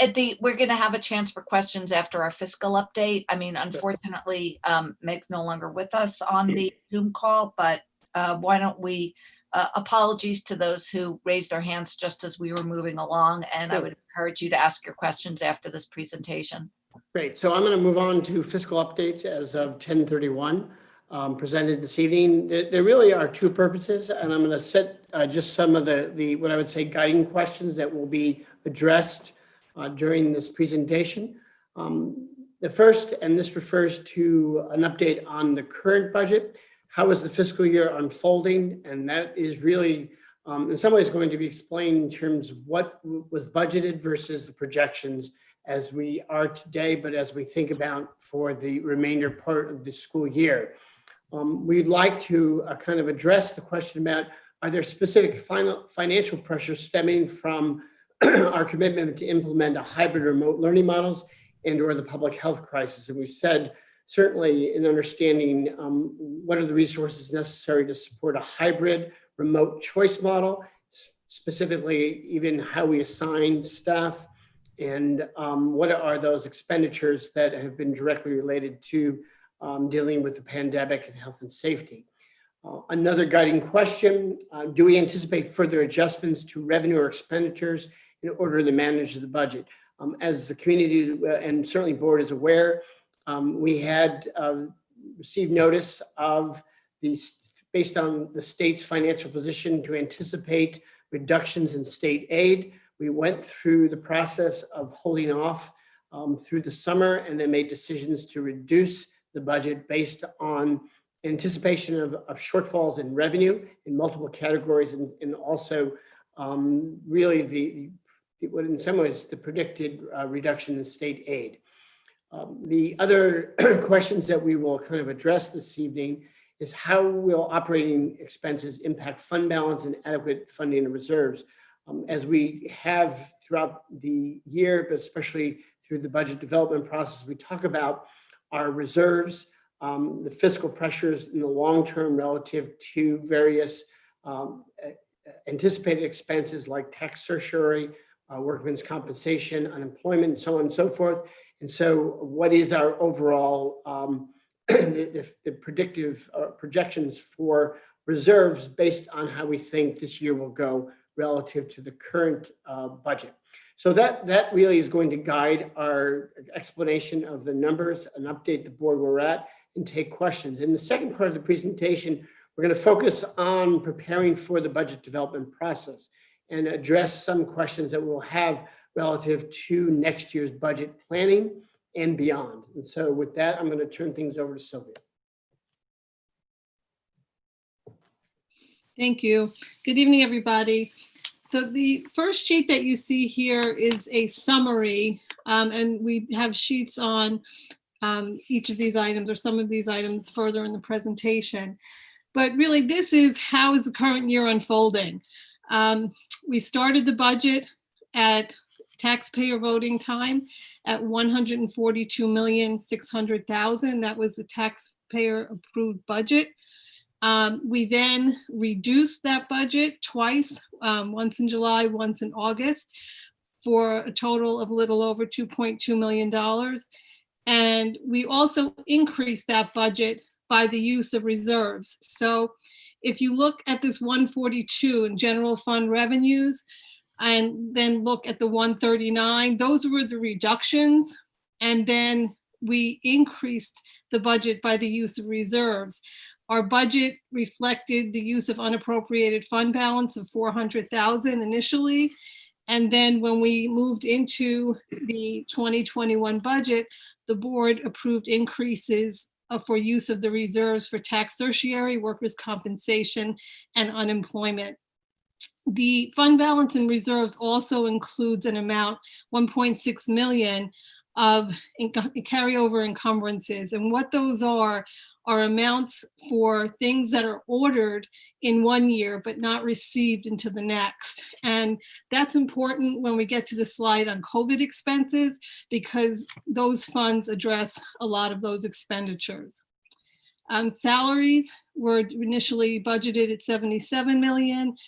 Budget reductions brought them down to 75 million. We expect to spend the 75.5, a difference of about $470,000. And my pictures are on my numbers, sorry. Equipment is expected to be as budgeted. Purchased services, again, some of these increases reflect carryover encumbrances that were brought in from last year, but expected to come in fairly close to the current budget. Supplies and benefits. Benefits include health insurance. As many of you know, the district joined MEPCO, the Municipal Employees Benefits Consortium, this year. And so we're hoping that we're going to have some stability there. And the overall expenditures are expected to come in about 873,000 less than the current budget. And what that will do is it will create an operating surplus, if you would like to call it that, the change in the unassigned fund balance of 1.3 million. Because we've used reserves as indicated in the revenue line, fund balance and reserves, it would actually change our overall fund balance. It would reduce it by 3.3 million. And we'll talk about that some more when we get to the fund balance slide. While this is, it looks like we're not spending as much as we have, we're actually reducing the reserves and fund balance of the district to a level that is not very comfortable, but we'll get to that. So any questions on this summary page?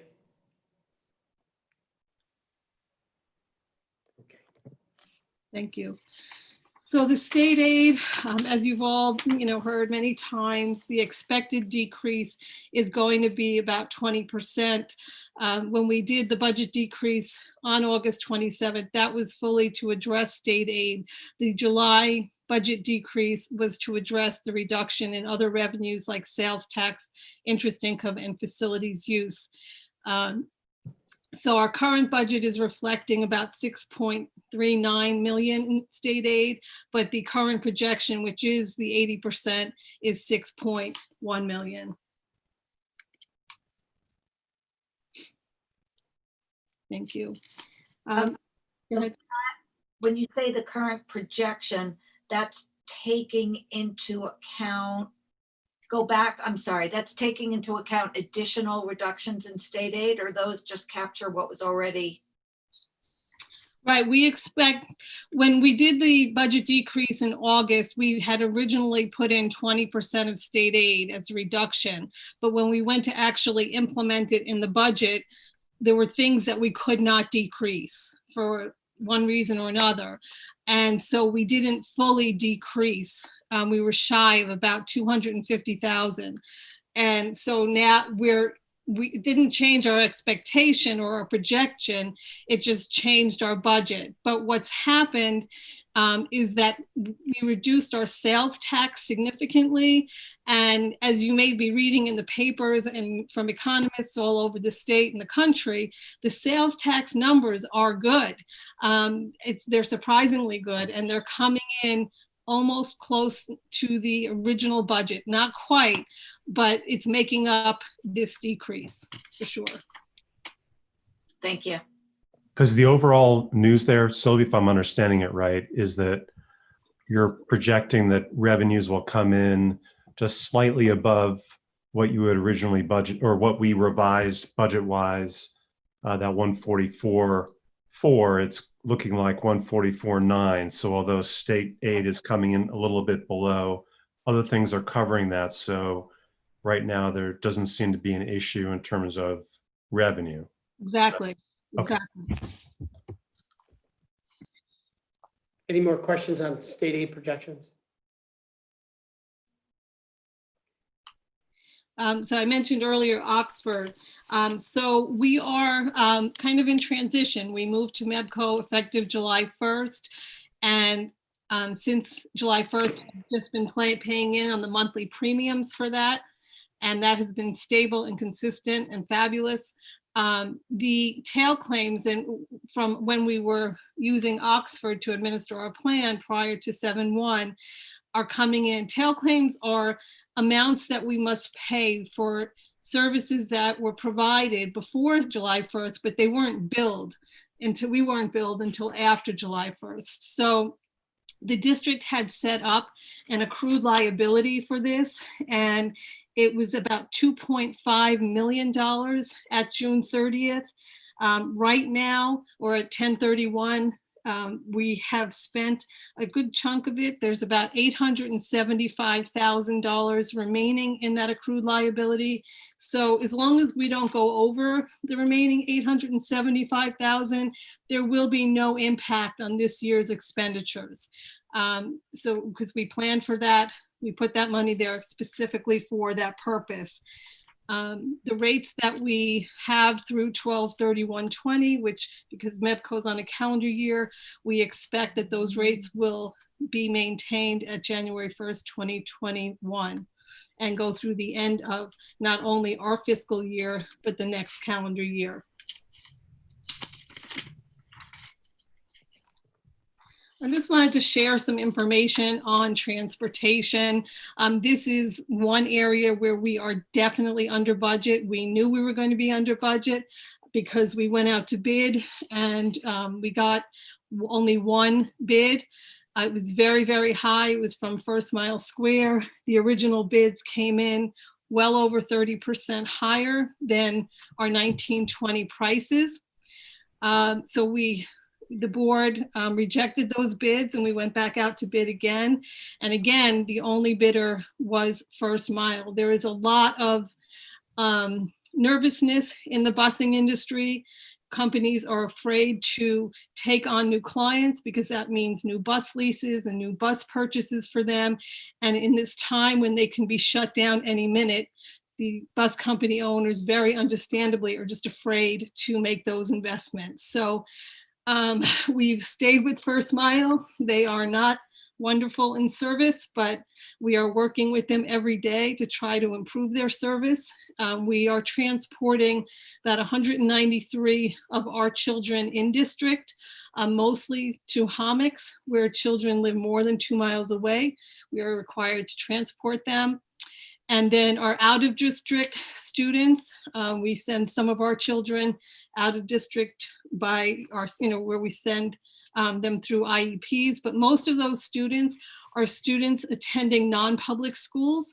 If children live in our district and attend a non-public school within 15 miles of the district, and less than more than 2 or 3 miles from their home, depending on the grade, we are required to provide them transportation. So that is what most of that number is.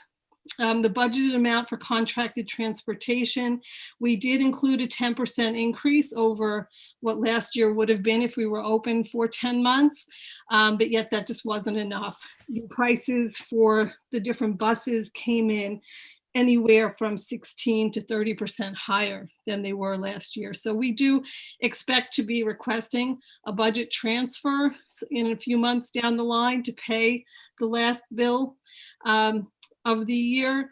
We do expect to have funds in other codes to cover that transfer. Sylvia, just a clarifying question. So this ties back on the other slide and on the purchase services. Is that where this would show up, this increase? It would show up in purchase services for sure. Okay. So we're talking a little bit about fund balance.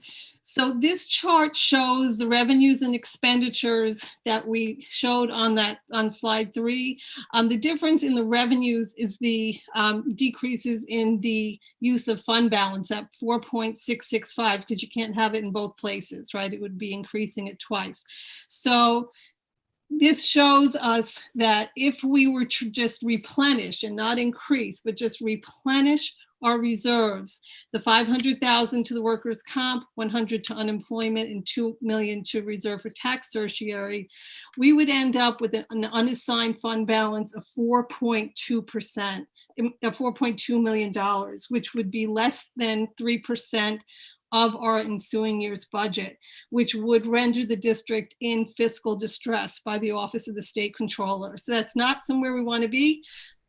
We do want to replenish the reserves, so we really should get a grasp on spending, and not that we need to stop spending, but we just need to be careful in spending throughout the remainder of the year.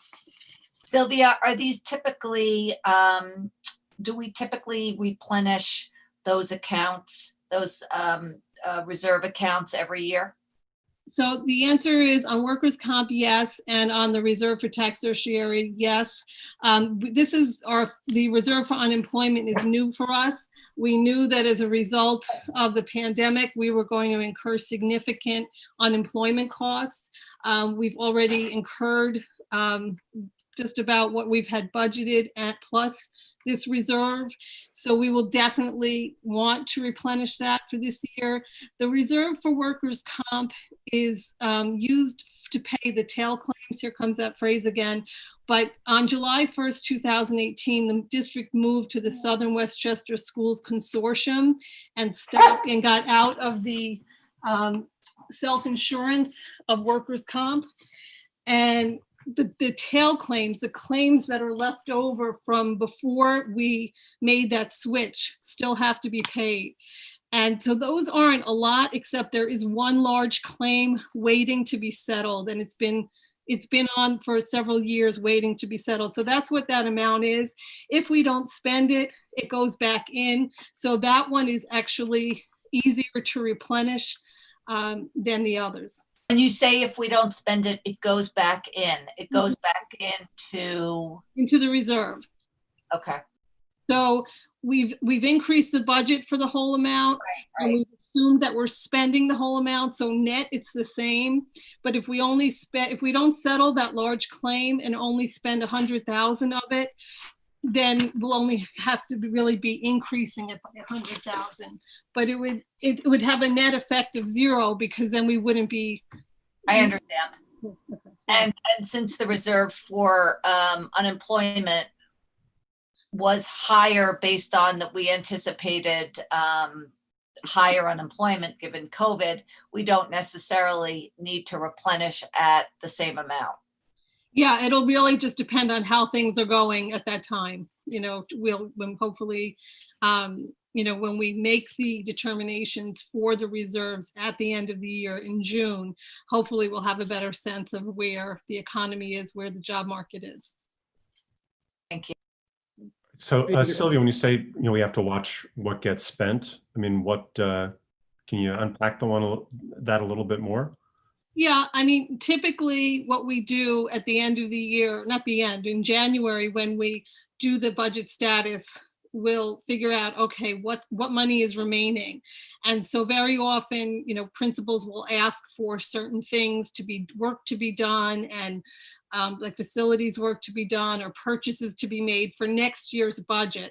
And I try to buy those things or pay for those things with the current year's budget. So I really am very comfortable that where we are is manageable. It just might not be making everybody's wish list in the spring.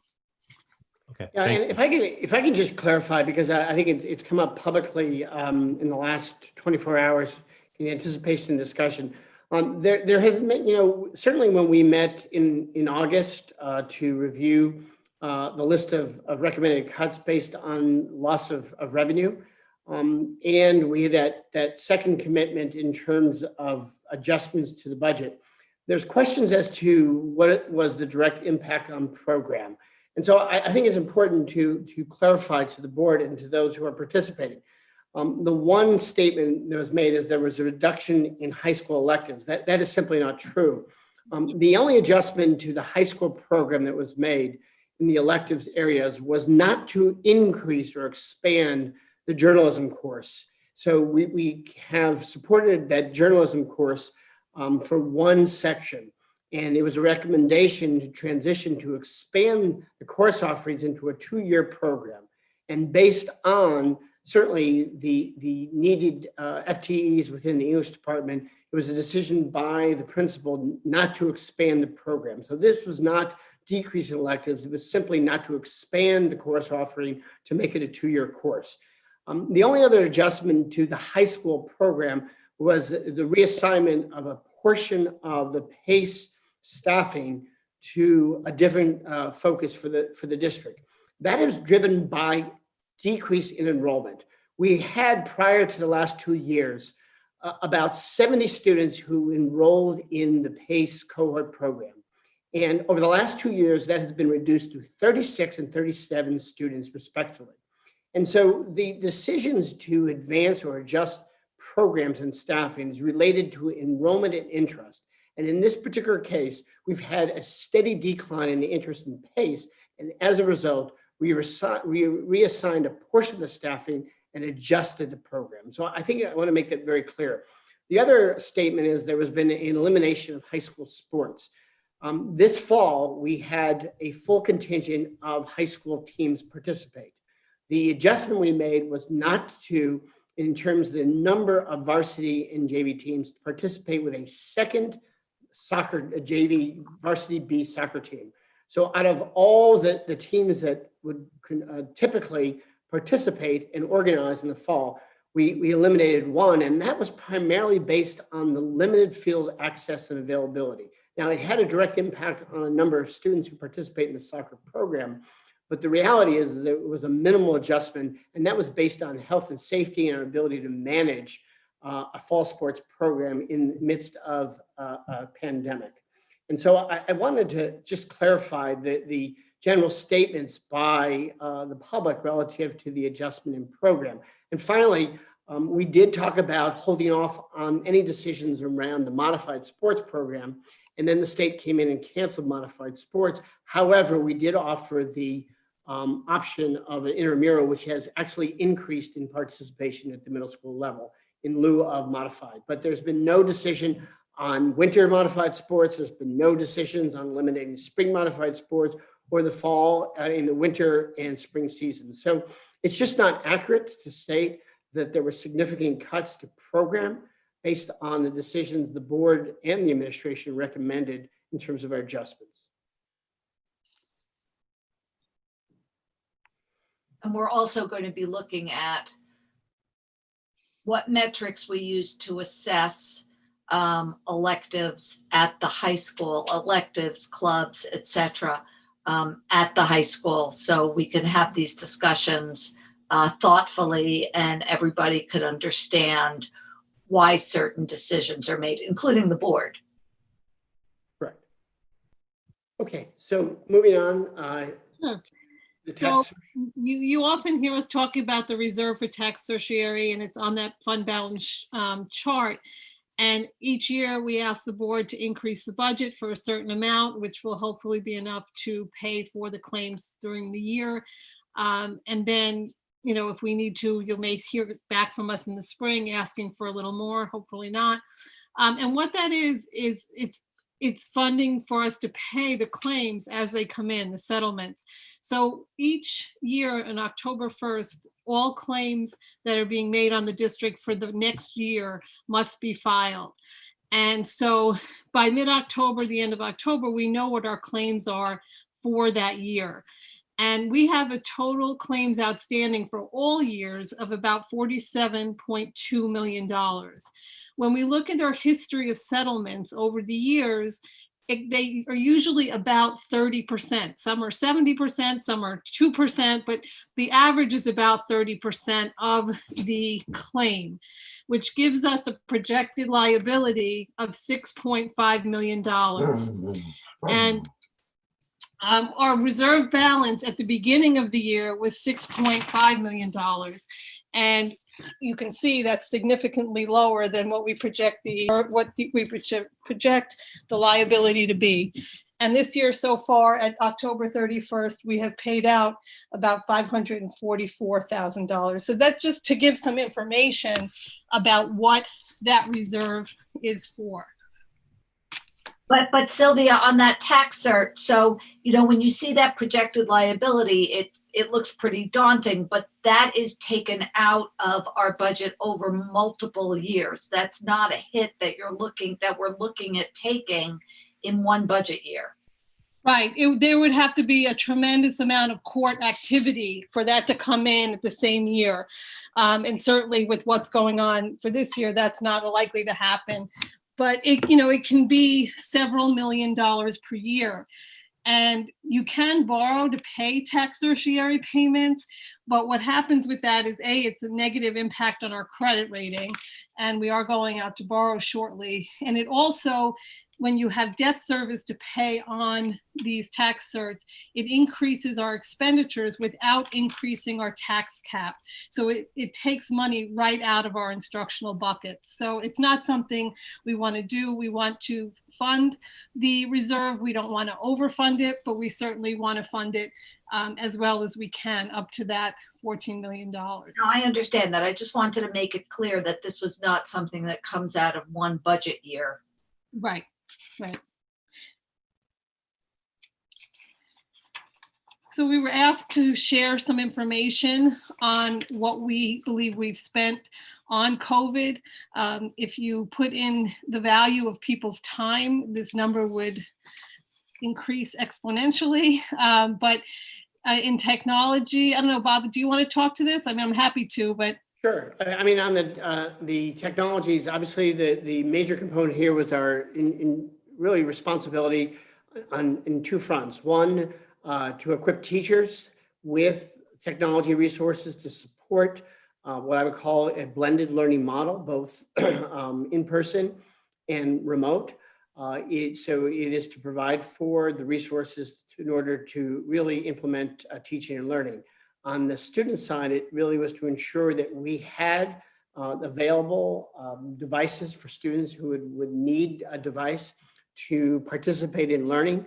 The state had come out with, out of the spring, with a mandate that districts were responsible potentially to provide every student with a device, access to the internet, as well as staff. And so that really, for us, it was a significant investment in resources that I think will have a direct impact on the budget for the next several years, as we've certainly been able to purchase technology that will get us through this year and beyond. And so it was a significant investment by the district and the board.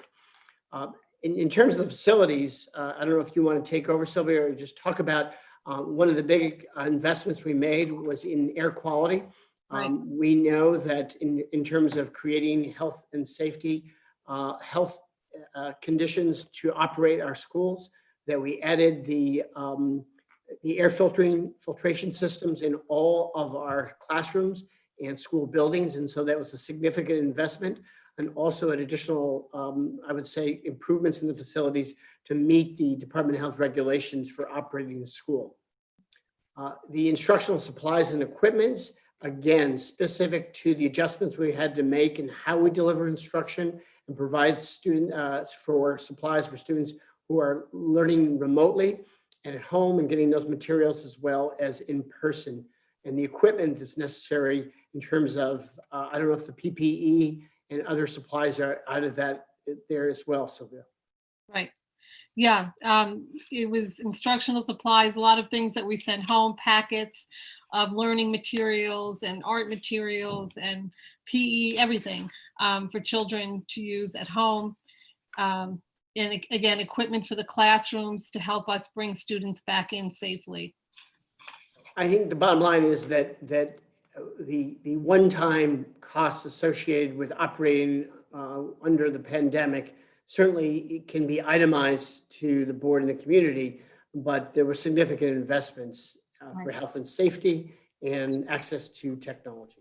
Right, and as we were talking about earlier about what I was referring to as carryover encumbrances, much of the 1.7 million that was paid from the 1920 budget was purchase orders done in June for things that we didn't receive until July or August, and therefore that's why that money was carried forward.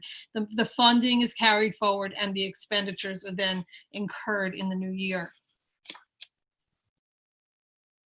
Any questions on the COVID costs?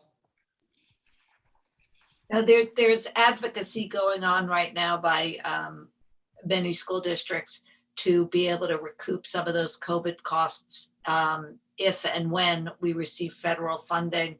Who knows? The state keeps on saying crying poverty. So I don't know if that's actually ever going to occur, but it's certainly an ask from the school district side. So I just, just to recap, I don't know, as before we transition to discuss budget planning for next year, I don't any questions that the board has around the information we've provided at this time. Clearly, as Sylvia has suggested, we need to be mindful of how we spend for the second half of the school year. There are a lot of uncertainties relative to, again, the public health crisis and what that's going to look like relative to any change. Obviously, last year we had a quarter of the year where we were conducting full remote learning. That changes how we look at expenditures relative to transportation, other expenses, and personnel.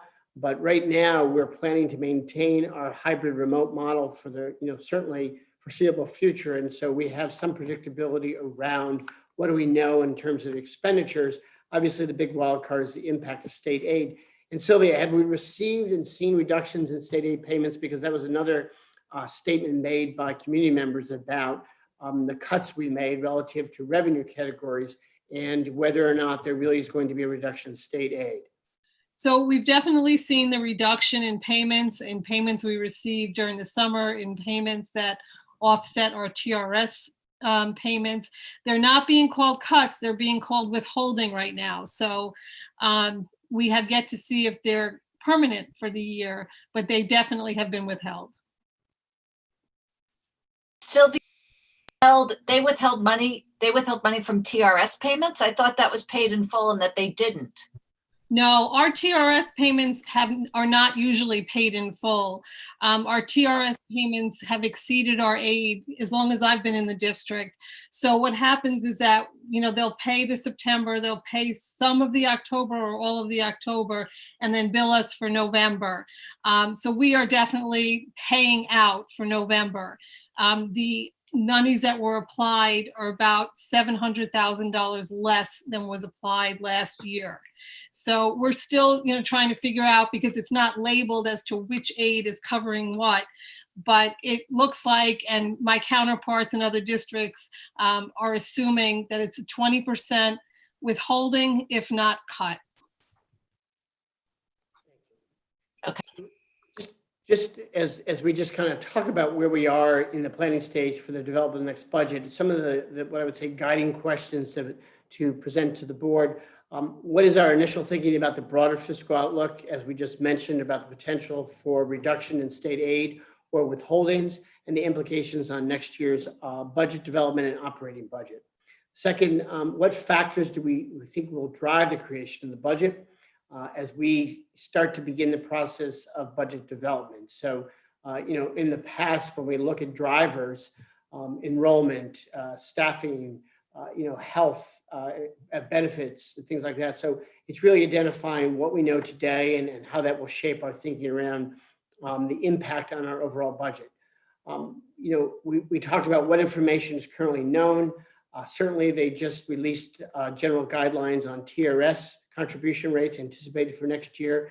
And so we anticipate in the next 60 days to 90 days that more information will come forward, and then we'll update that to the board and the community. I think the real broader question going forward is, how do we start to engage the board, certainly our faculty, our staff, and the community around long-term fiscal planning? And, there are a number of what I would say bigger ideas here relative to what will be the trajectory of state funding in the midst of financial challenges that are both regional, statewide, and national. What do we know about enrollment around the need to, again, if we're going to maintain programs and increases to both the middle school and high school over the next several years, how that plays out and impacts our interest around class sizes, program offerings, and ability to grow the budget under the tax levy law. And so it's really what I would say is seeking board consensus on what is the process by which we want to enact to kind of step back and have a broader examination and look and a strategy to think about how we'll maintain the quality of our programs in light of a lot of different factors or variables. And so I seek, certainly thoughts from the board in how we would move forward. Obviously, we need to plan and prepare for the next year's budget, and that and the board has adopted a calendar for the budget planning process and how we will share the information. But I think there is an opportunity here to step back and look broadly at a long-term view, like we've done in the past, to understand what the numbers say, what we know, and some of the assumptions we can make about multi-year planning. Okay, and with that, Sylvia, you want to just say where we think we are in the initial projections and then the budget calendar? Sure. So when we do a rollover that we share with the Finance Committee from the adopted budget for the 2021 adopted budget, we get to a budget of about 145.5 million. And that is using all of the collective bargaining agreements currently in place and applying those increases and applying some other assumptions. The tax levy based on that budget would be 133.9 million. The projected tax levy cap is 130.9 million. So if we were going from the 2021 adopted budget, we would be looking for cuts of about $3 million. However, we did take cuts over the summer, and we believe that at least half or close to half or 1,060,000 of those cuts are permanent cuts that we would continue going into the following year with, which would leave us looking to close a gap of about 1.9 million through either cuts or revenue increases. As I mentioned earlier, the sales tax number is rebounding, so that could significantly reduce that number as well. And I think it's also point out that there are a lot of unknowns when we think about our staffing, retirements, where we typically have notification date by January, and how the number of teachers who choose to submit resignations for retirement purposes. As we get closer to understand the numbers around our health insurance and so on, and what those costs may look like. So there are a number of factors overall. So this is generally a starting point for the budget development, and just at a higher level relative to what a projected tax cap formula would look like, and the distance between being over the cap based on a rollover budget and where we stand today. Sylvia, on the permanent cuts taken in the current year, I think it would be helpful for everybody to understand what sort of cuts are you talking about? Are you talking about any programmatic cuts? I mean, because when you start seeing permanent, that certain cuts are going to be permanent in the current year, it's logical to say, well, wait a second. I know the board and that there were certain cuts taken mid-year. Is that what you're talking about in terms of permanent cuts? There are no program cuts that we're talking about. Bob, do you want to speak to that? Yeah, I mean, a majority, first of all, we made a decision to eliminate the fifth team, the middle school. That was a significant reduction in staffing based on that decision, because the numbers in terms of the grade level cohorts and certainly the drop in enrollment in 7th grade. I think we made adjustments in terms of the number of total elementary sections we needed relative to what we had budgeted. So that's an adjustment there. I believe there were other personnel cuts that came into play. So I think what we can do is provide that itemized list of staffing reductions that really align with that, or really total the $1,060,000. Yeah, So, I just wanted to be sure that those were not, program that lumped in there were not any sort of programmatic cuts. No. That everything that we were starting from, as if it had been a normal budget year. correct. Okay. That is our starting point. Yes. Is that bottom number, that 1.9, is that significantly greater than what you've seen in years past at this? No, I would say in recent times it's significantly lower. It varies each year, and again, general based on calculations. but there have been years I've started the budget process with a $4 million cap. I mean, every year is different. I think the difference is with Sylvia's arrival, we have very accurate information around salaries, the total FTEs and personnel and program costs. The other thing is we have a clear understanding of our contracts. So we know through those assumptions what the rollover budget would be relative to anticipated costs of salaries. And somehow, as Sylvia mentioned, having MEBCO switch to our health program, there's some stability in understanding the impact of that. In some years, there's been significant increases in utilization. And so we've had to increase what I would say is projections on increases to health insurance for our employees. So this is not as dramatic, Rob, to answer your question, as a starting point in prior years. And if the sales tax holds true, what all the economists are saying and what we're seeing, a quarter of that will go away just from the sales tax. So building on Rob's question, that we are in a better position this year at this point in time, potentially, because so much is changing, than we have been in prior years. If you just take a look at the amount we would have to, the amount that we would increase to get under, the amount that we would have to cut to get under the cap. Well, I'm gonna say potentially yes. The one thing we haven't talked about is that there's been certainly significant growth in programs for students under special education, student support services. So trying to understand where that is relative to the growth for next year and the potential compensatory services. The one thing I'll say again is that there are three major drivers of expenditures. There's employee benefits, there's salaries, there's programs for student support services and special ed that are a big part of the overall impact of the budget. So we know our contractual agreements in terms of everybody's employed today and what that would look like if everybody continued.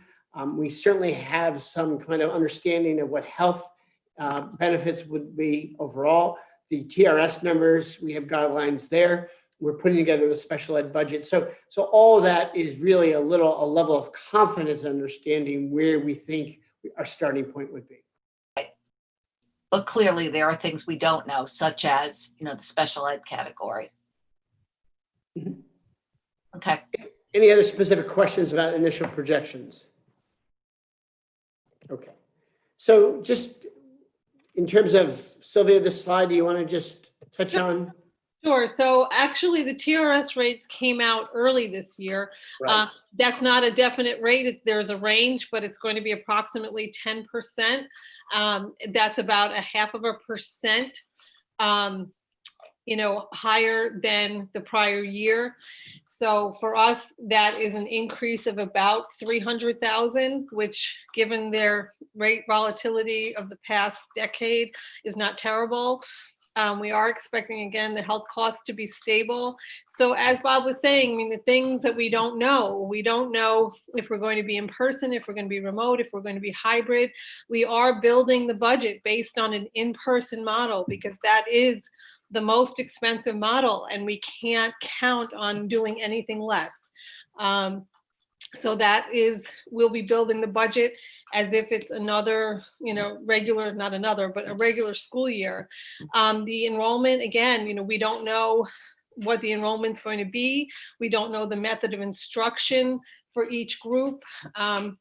These are some of the things we don't know. The state aid, again, last time the state aid was significantly decreased, it took several years for it to bounce back to the numbers. So we don't know if this 20% is going to be a one-time hit. Again, the economists are expecting a fairly quick rebound once there's a rebound, but who knows? Sales tax, same thing. We are seeing that, be fairly stable. Facilities use, we are allowing some use of the fields and the pool, but in terms of using our indoor facilities, we are not renting them out to anyone. And that is so that our custodians can clean and we can close the buildings down for the next day. Expenditures, the challenges are how many sections are we going to have, things like that. And the tax levy cap, factors. We won't know CPI for a couple of months. We won't know the tax-based growth factor for a couple of months. And those are all key in calculating our tax levy cap. So there are still things, several things we don't know. We're very fortunate in that all of our collective bargaining agreements are settled, and that gives us a level of knowledge and comfort knowing that we can actually calculate these increases with certainty. So I think we know, as much as we can know, and some of it we'll know within the upcoming months, and some of it we won't. I think that's it. I don't know if there are any other questions from the board?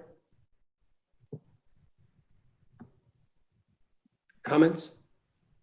The TRS rate, just for people who don't know what TRS is in the audience, that's the teacher's retirement system. Correct.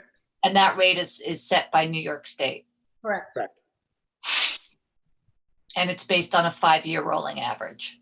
Based on a 5-year rolling average, their assets are made up about 72% equity and 28% income. So they're very impacted by the stock market.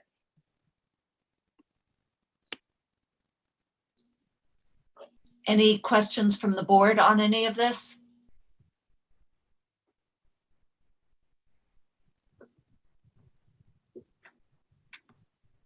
Okay. Did you want to take questions from the public at this point, Rena? I did. We have a few questions from community members. Let's start with Chris Gerosa, since I know she had her hand raised earlier. Chris? You there?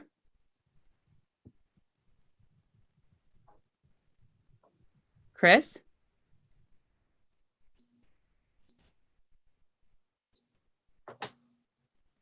Okay, we will come back to Chris. Let's go with Ashley Matlow. Hello, can you hear me? Yes. Yes. Okay, sorry, thank you. I had a question. Hello. Hello, can you hear me now? Hello. Yes. Okay, now we have actually both of you on at once. Let's go ahead and start with Ashley first, if we can. Sure. So the question I had was regarding, in general, for instance, the cuts that were made to say on the, I'm sorry, hold on one second. In the updated Treasury report, you're showing cuts of 180,000 in co-curricular, 164 from MHS and Homics, and 45,000 in athletics. I think the community would like to see a list of these details so that we know exactly what these cuts are impacting. And I think that the specifics of these details are really something that the community should be involved in and known and be able to discuss, I think, for the benefit of the children and the students and the student athletes and all of the interests that all of our kids value this system, this school district for.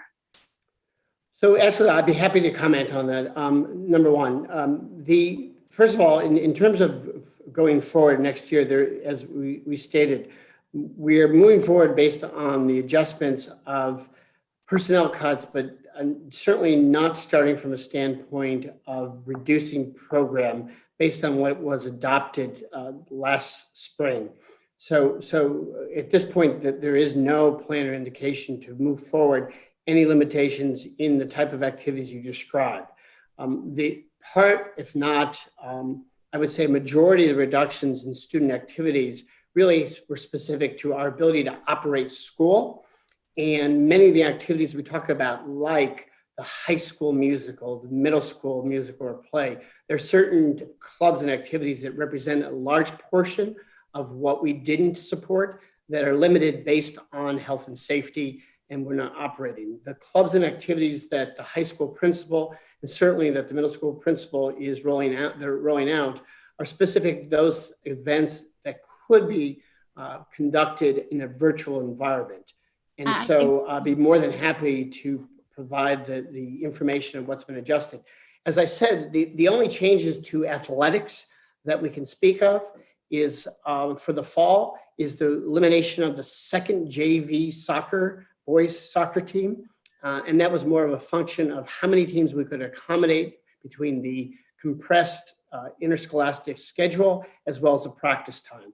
And so I would say that again, there's no anticipated reductions to any of the club activities as we think about the regular school year and plan for that budget as well as the sports program.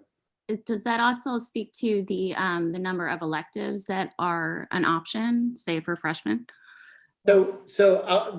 Again, for this year, for the course offerings that we've provided, there has been no reductions other than the adjustment in terms of the one aspect of the PACE program based on lower enrollment. As I said earlier, that we had anticipated expanding the journalism course for 2 years, and in 2 sections, we limited that to maintaining the current journalism offering that we had in prior years. And that's the only change to the program. Okay, thank you, Ashley. Chris, if you are on, why don't you go ahead and ask your question? Yes, thank you. I just was wondering, obviously the budget is pretty complicated and there's several moving targets involved. And there's a lot of questions and a lot of clarification, I think, that needs to happen for the community to fully understand what we're talking about. And I was just wondering, it looks like there's only one other budget meeting scheduled, and if we could schedule more budget meetings for the community to get more understanding of what's at stake here. And also if we could maybe reinstate something that used to exist. There was, I think it was called a Citizens Financial Advisory Committee, and it was made up of community members, a lot of whom with budgetary experience, and board members and teachers. And maybe that's something that we could reinstate to kind of help analyze the budget and help to communicate with the community. The transparency. Yeah. Thanks, Chris. Bob, one of the things that we had talked to, is that, Chris, are you? Yep. Okay. I didn't want to cut you off if there was more to your question. No. Okay. Bob, one of the things that we had talked about was adding a meeting in this community meeting that wouldn't necessarily be a board meeting to be like a budget 101 type conversation.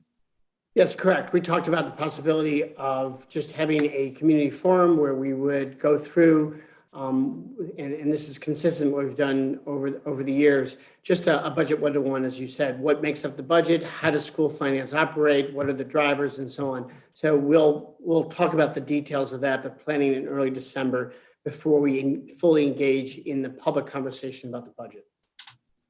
Yeah, likely the week of the 7th, at some point then. Okay, thank you, Chris. We have a question now from Jennifer Gonzalez. Jennifer? Hi, can you hear me? Yes. Excellent. Hi, guys.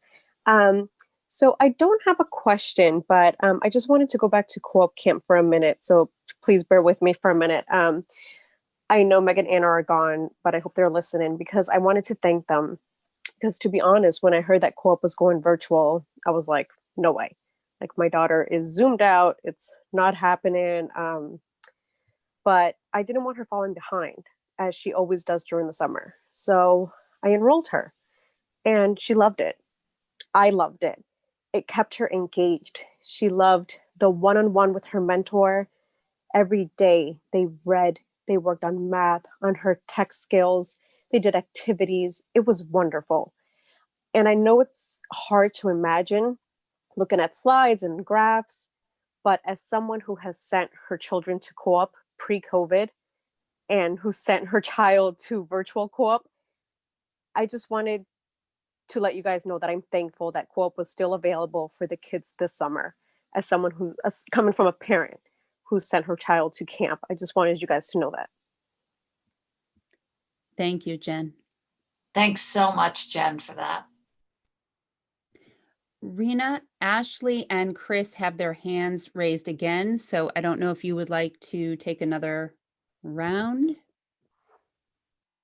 Whoops. Is there anybody else who is waiting to ask a question? Nobody else at this time. Okay. why don't we go ahead and let them ask their question? Okay, it looks like Chris took her hand down, but Ashley still has her hand up. Ashley? Ashley?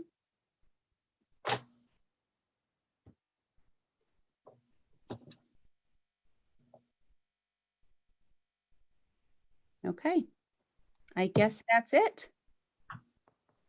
All right. Board, any other questions? I'm good, thank you.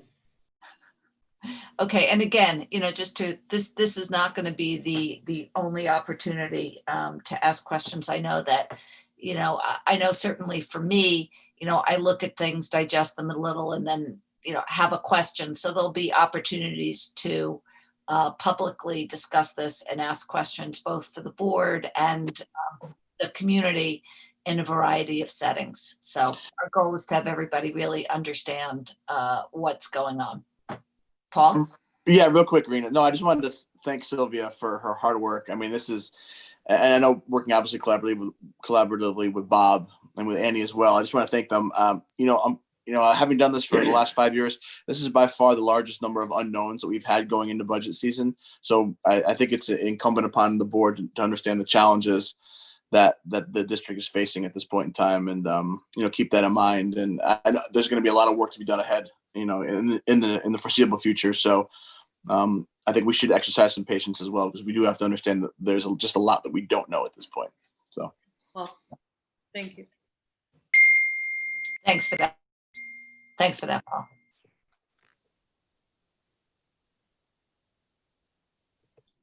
Okay.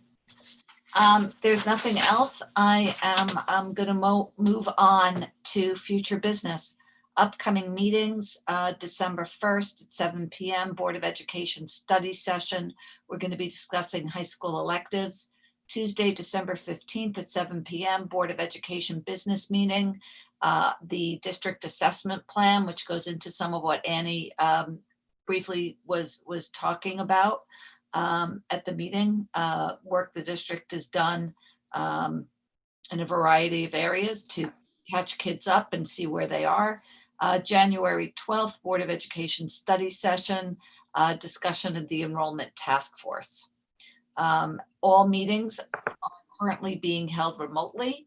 If the governor doesn't extend his executive order, meetings will be held in McLean Auditorium of Mamaroneck High School. For the foreseeable future, I do not see that happening. Can I have a motion to adjourn? so move, Paul. Second. All in favor? Aye. Good night, everybody. Thanks, LMC. And thanks, Debbie, for moderating the question.